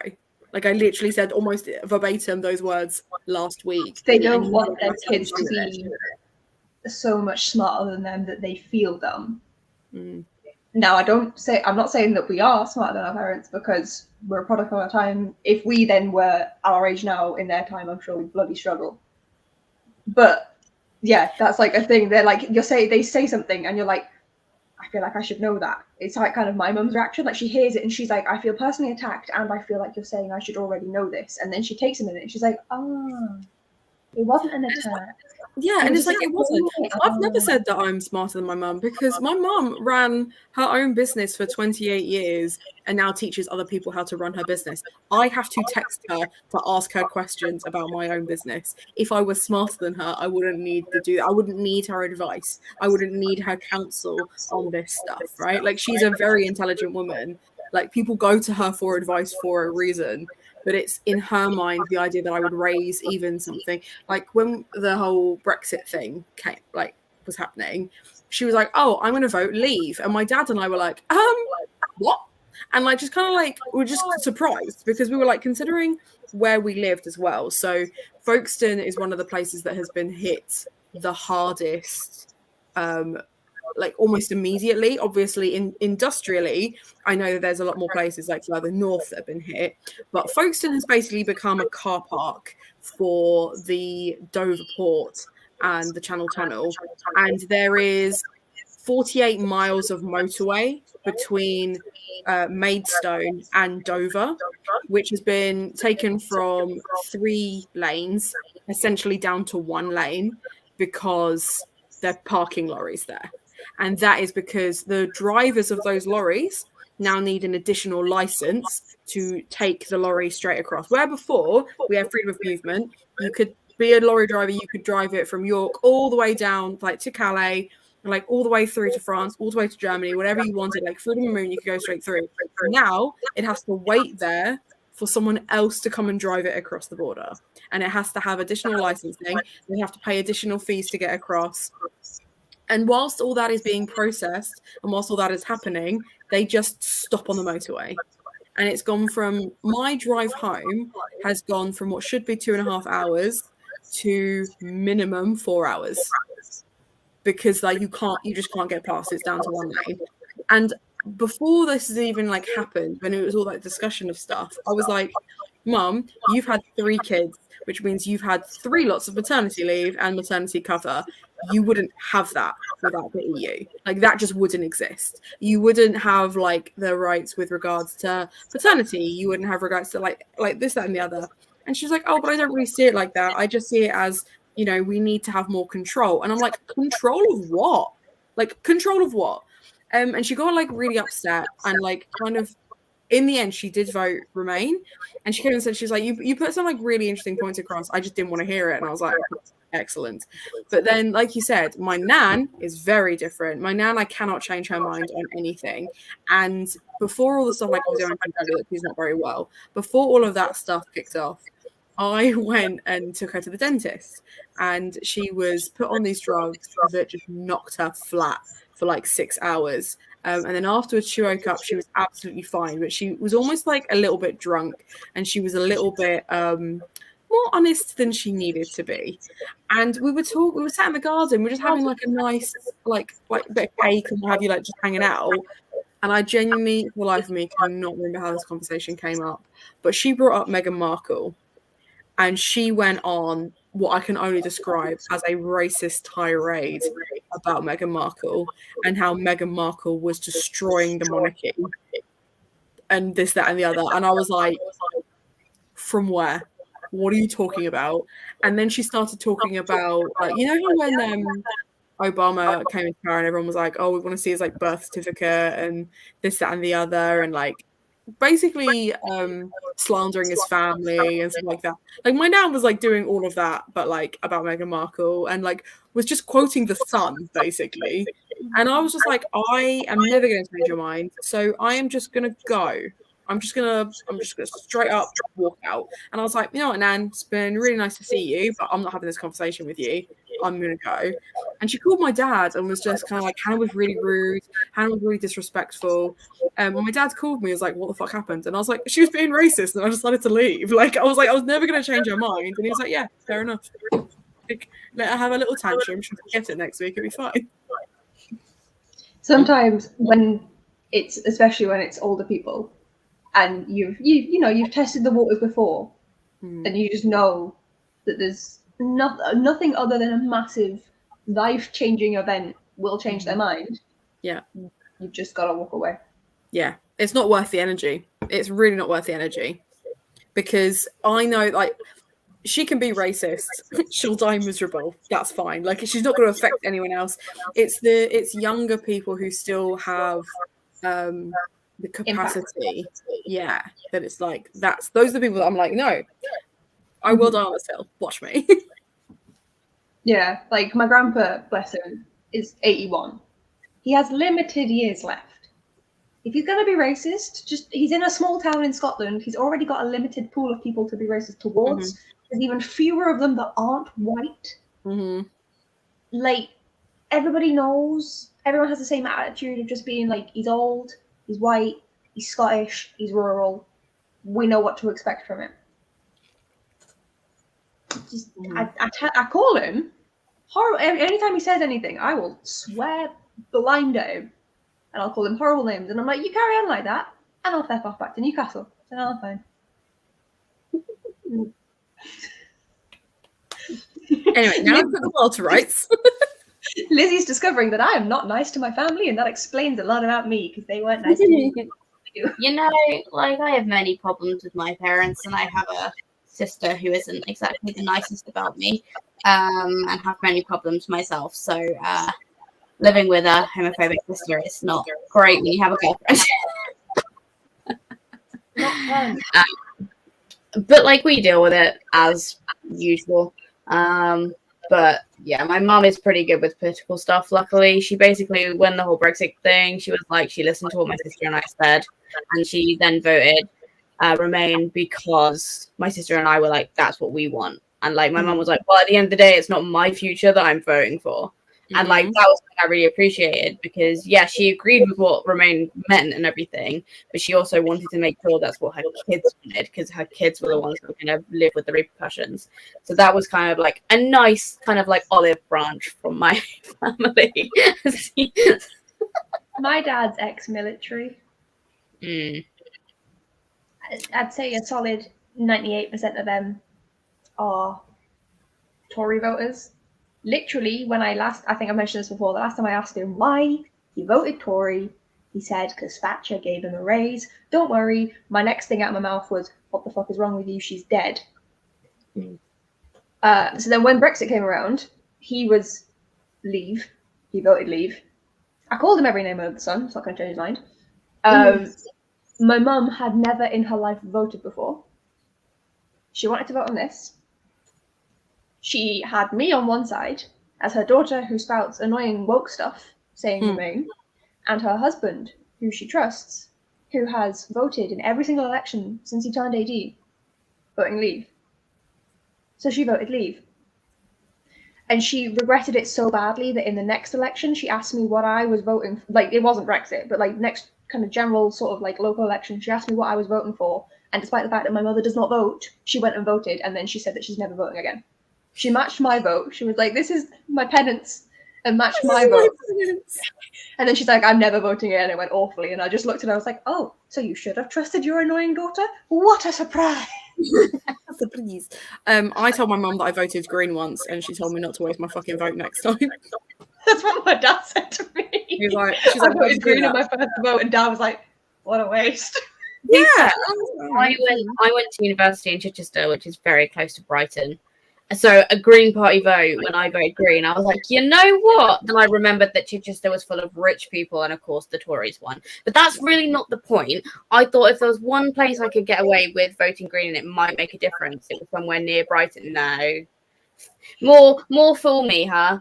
I actually vote with the people who I liked their policies the most, and didn't do it. At least you were like, oh yeah, down here it might work. I did it in Newcastle. You know what? Other than the two main parties in Newcastle. You know what? Fair play to you. To be fair, it's my first ever. Like, I just turned 18, and I was like, it's my first ever election. Like, I want to vote with who I actually want to win. And Dad was like, your vote won't matter though. I'm like, okay, but at the moment, my life won't be directly impacted in. Like, I can't see the direct impacts right now. I'm going to vote for who I want. Next time I can do this rubbish. In 4 years, it wasn't 4 years. My first vote was the start of the mess. You know what we just. So also, if everyone voted the way they actually wanted to vote and not like, oh, well, if I vote for them, nothing will change. Then yeah, nothing will change. Like, if everyone actually voted how they wanted to, we would not have a two-party system. It can be scary. Yeah, I mean, eventually. Of course, it will be fine, but it's also terrifying because you don't know how people will react, and it will sort. What's that old phrase? The wheat from the chaff. Christ, why is that in my head? I don't know, but Lizzie will confirm that we had a Tory candidate knock on the door to kind of like was it called when they're like doing the I know what you mean to pull that place. Right. Well, basically. They come around like asking people, like, are you going to vote for us, basically? And he was really nice, and he was just like, hey, so can I trust in your vote? And I just went, no. And he was like, oh, can I ask why? And I was like, I cannot bring myself to vote for a Tory. And he went, oh, well, thanks for your honesty. If you ever need me, I'll be down at the food bank. I volunteer there 3 days a week. And I was like, oh, okay. And then shut the door and was like, he was really nice. Still not vote Tory, though. If he's that nice, he probably heard your answer and went, that's quite fair, to be honest. Yeah, no, he was genuinely like, thank you for your honesty. Like, yeah. You can't if you've got a person that volunteers at a food bank and actually does good, hearing someone be like, I'm not voting Tory, he's probably like, yeah. Like, this is the thing, he was a man of colour, and he was like working at a food bank. I was like, I mean, I feel like I should vote for you, and yet I'm not going to. Any other party other than UKIP or the BNP. Imagine it being like UKIP. It's like, hi, I'm here to represent UKIP. I'm like, your party hate you. What are you talking about? It's like you do charitable things for the poor and you are not white. Sir, are you feeling well? Something here is not adding up. Something here is not working for me. Your party leader hopes that you leave the country and are forcibly excluded. Are you alright? Are you alright? I am going to do Hannah, our lovely resident team hobbit, a favour now, and so we're going to jump into a sprint so that Hannah can go to bed. Because I feel like Hannah has sat very quietly and very politely and not said, guys, I'm tired, because Hannah is very much, I don't want to interrupt, and to be fair, this is a passionate discussion, and maybe don't get I don't want anyone to be like, oh my god, and then I understand, but I also feel like it's now 20 to midnight and I am wanting to finish my book, so I also am like, I mean, a little part was like, I've made it this far. You made it this far. That Lizzie had done to ask me and Hannah to shut the fuck up.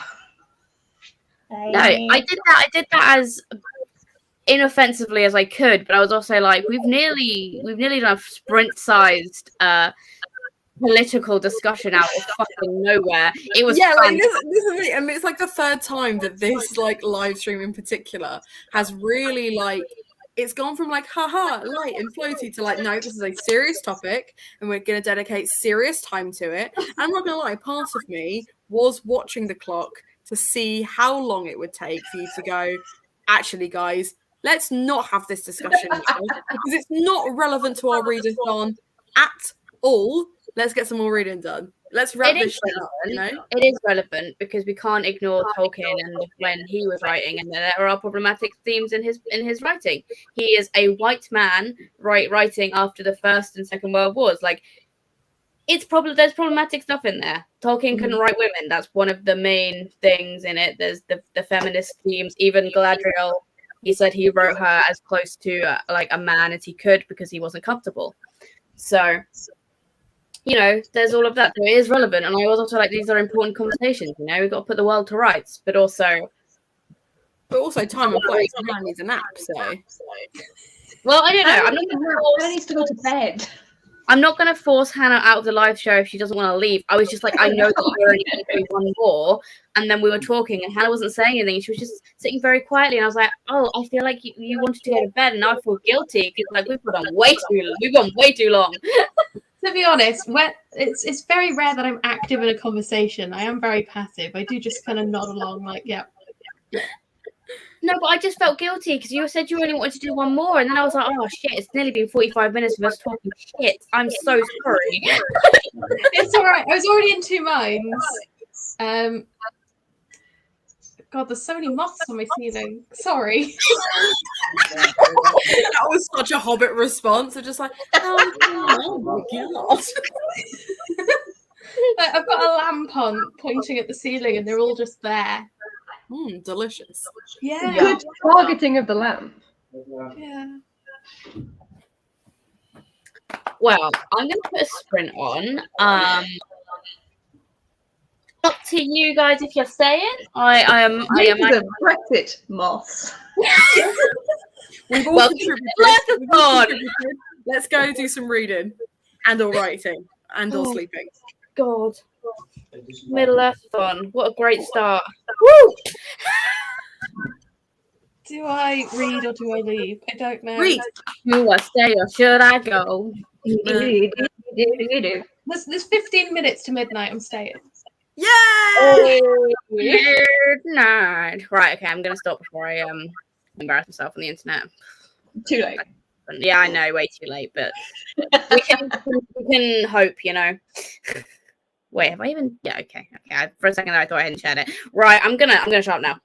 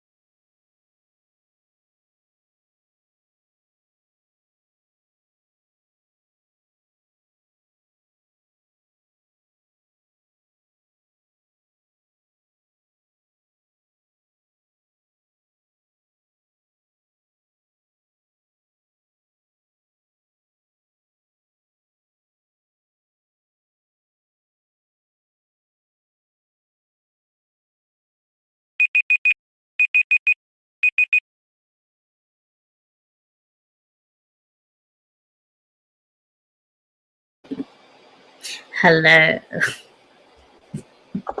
Hello. I finished it. Hey, was it shit? Hannah came and asked me what the worst possible ending. I'm not going to say what it was, but Hannah, that exact thing happened. Yeah, I knew that was the ending. That's why I asked. It didn't drop a star though. I did core pilot and it came out exactly 3 stars. It's a low 3 stars, but it came out like that. Like, it's not terrible. Would I recommend it to people? Hell no. What a glowing review. It's not. Well, like, because for me, like, it's in the middle. Like, it's fine. But I wouldn't happily recommend this to people because there are definitely better books out there. Do you regret paying the amount for the fairy loot box for it? I mean, no, because it's pretty, and I am a fickle bitch, and if something is pretty, a lot of things can be forgiven. Not everything, because we don't stand for racism, and Illumicrate really screwed up. However, it is pretty, so this, and that's fine.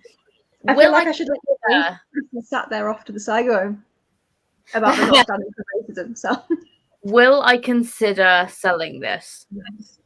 Probably. I do not want it. Don't. It's fine because Ali wants it. She's already said she wants dibs on this copy if I decide to sell it. However, it's damaged, so I'm like, oh. So I don't really know. I don't think Ali will mind that much. I don't necessarily think she'll pay the full amount for it. But no. I feel like Ali won't care because it's not the actual cover and everything that's damaged. Yeah, the prettiness is still intact and you can still read it. So it's not the end of the world, but it also is pretty shit that you got a damage from. Yeah, I mean, I don't know. I have to decide, like, I don't know whether if I'm going to read the sequel and then make a decision if I'm going to keep it or not. But, like, I wouldn't really recommend this over other things. So there's no point keeping it because I feel like you're going to find other books that you adore and your shelves are going to fill up. Like, you have a finite amount of space. What is the point in keeping a book you didn't get? Like, I don't keep books lower than 4 stars. Like, there's literally no point. I'm not going to recommend them. And even if I really enjoy, like, I've unhauled my paperbacks of Six and Crows and Crooked Kingdom because I recommend them occasionally, but you've got copies of that. I don't need to keep it because I'm never, like, if I'm going to recommend them, I'll just borrow your copy. Do you know what I mean? Lizzie, just take loads of pictures for Bookstagram and then let it go. Listen, I have trauma about getting rid of books, as Hannah well knows. This is why Hannah is always going ham with me about I should just get rid of things, because I'm like, no, I must keep everything. My precious. Yeah, I turn into Gollum when it comes to unhauling books. Mostly because when I moved from Cornwall to Oxford, I literally got rid of 90% of my book collection, so I've now built it up again. So I have like real issue, and there's the odd book where I'm like, no, fuck it, I'm not gonna read this. I'll get rid of it. But I'm like, no, mine. Well, Lizzie, how many hardbacks did you buy this month? We're not talking about that. No, that's exactly what we're talking about. That is exactly what we're talking about. Is you have a finite amount of space. Also, you're not just chucking it, like, it's going to Ali if she still wants it, which I'm assuming she will. Like, it's going to a good home of a friend. Like, it's not going in the bin or going somewhere that you don't know where it is. True. I'll have to see how I feel on I also found it a lot easier to donate my childhood books that I realistically didn't need to keep anymore. I've kept a fair few of them, but the one that didn't need to keep anymore, knowing that they were going to my old primary school that my mum works at. Because, like, you know where they are. Also, I was able to take some back when I changed my mind. My mum just brought them home and was like, you shouldn't have taken given these to the school. I was like, no, thank you. Thank you for realizing. But it was I my have geography books. I have logged on this as Team Dwarf for this one. So Team Dwarf is now also on the board. So what was that for? Was that shiny? Yeah, the foiled or gilded cover. I feel like with the dust jacket it also counted, and then under the dust jacket it's also very shiny. Well, you finished a book. I don't know how much you could see. I did not read a lot.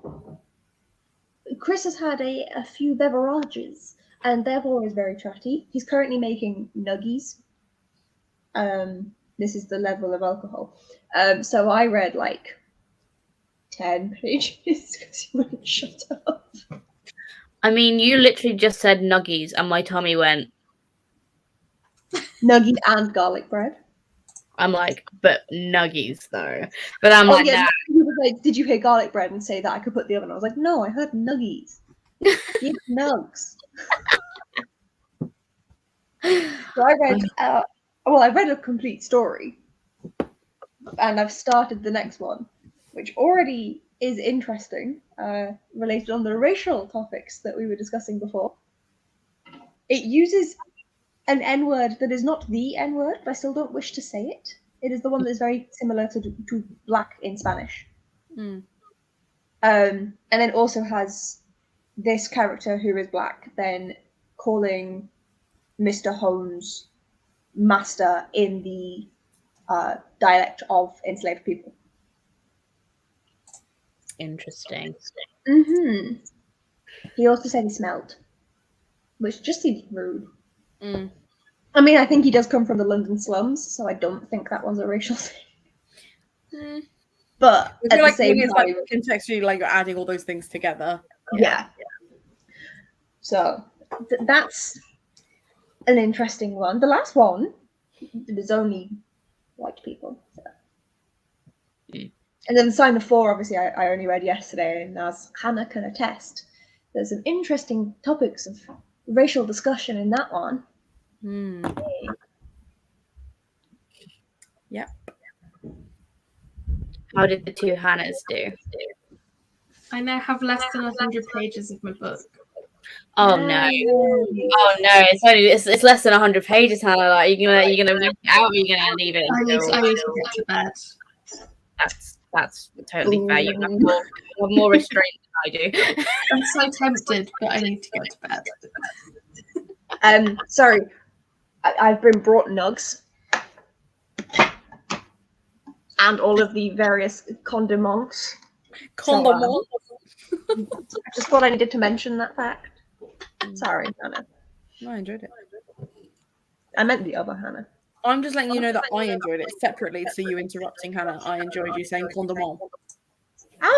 Thank you. My French is beautiful. Nuggy time. But yes, Hannah. I think Celine wasn't on when you said that, really, because I mean, I wonder what her reaction would have been. She'd have loved it. No, like if Celine loves anything, it's taking words that don't need to be in a French accent and then hearing an English person or British person say it in a French accent. She loves that shit. Like when we were wandering around London, I refuse to use a French accent around her ever. I don't trust wandering around London, and then like every now and then you would see like a French word or whatever, and she'd be like, "Hannah, say that. Hannah, say that." It's when we were going down Shaftesbury Avenue, and she kept on trying to get me to say Les Miserables, and I was like, "It's Les Mis, right? It's just fucking Les Mis. I'm not going there because I can't pronounce it correctly." I think she, like her manager found it so funny that it was just Les Mis. They were like, "Why would you call it Les Mis?" I'm like, "Because that's what we all call it. Because we refuse to do it. Because none of us can say Les Miserables." My French teacher told me to give up on French because I'll never understand it. That seems a bit harsh. I think your French teacher might have known Hannah's lecturer in her creative writing masters. Yeah. To be fair, she said this is a parents' evening with my mum. Or a cow. I know. I was trying to learn the saxophone at school, and my saxophonist teacher called my mum to tell her to stop wasting her money because I wasn't learning anything. So. Oh my god! Something you actually good at. Something you're actually good at. How much writing did you get done? 1,200 words. Why is it when you've been up to 5 fucking a.m. are you like smashing it when it's fucking past midnight on the day that you're up at 5 a.m.? What is wrong with you? No, genuinely, and this is why I find it so frustrating because it means that I tend to do my best writing at this time when I'm this tired, and then I'll write Like with Bridesmaid Survivor Guide, that book took me so fucking long to write because I was like, okay, I'm gonna set 4 hours of every morning to write, and I'd get like 600 words done over the 4 hours, and I'd be like, oh, I guess that's it for today. Go on to living my life again and doing my job. Whereas now I'm like, yeah, why not stay awake for another hour and write another 1,000 words? Why not? Chris says, but are those words any good though? I don't know. Probably not. They probably One, can you tell why we're dating? Because we Yeah. are both savage and have no chill. But two, like, are they good words? I don't know. I don't know. I can't read them. I can't judge my own writing. That's impossible. Well, Lizzie's awake, so ask her. No, I want to get a chapter finished so that she can read the whole thing as it stands. But I'm not awake. I am barely awake. Lizzie is just about upon this mortal coil. just about. Just about. And on that note, I am going to wrap up here because I'm absolutely knackered, and I feel like everyone should be in bed or eating nuggies. You know, that's really the only options. But thank you everyone for joining us, and thank you to everyone who was on the live with me, and especially to Hannah and Abby who have been here since 5, which is insane. And I think Hannah, you came about an hour later, so we've all been in on this live for We're already 5 minutes later, and you didn't let me in.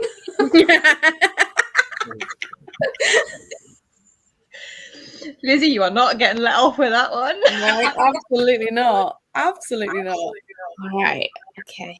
And my brain is mush. Everyone, leave me alone. Stop bullying me. Oh, okay. Well, thank you everyone, and we'll see whoever on Celine's channel tomorrow at 1ish. So See you tomorrow. See you tomorrow. Bye. Bye. It takes forever to start.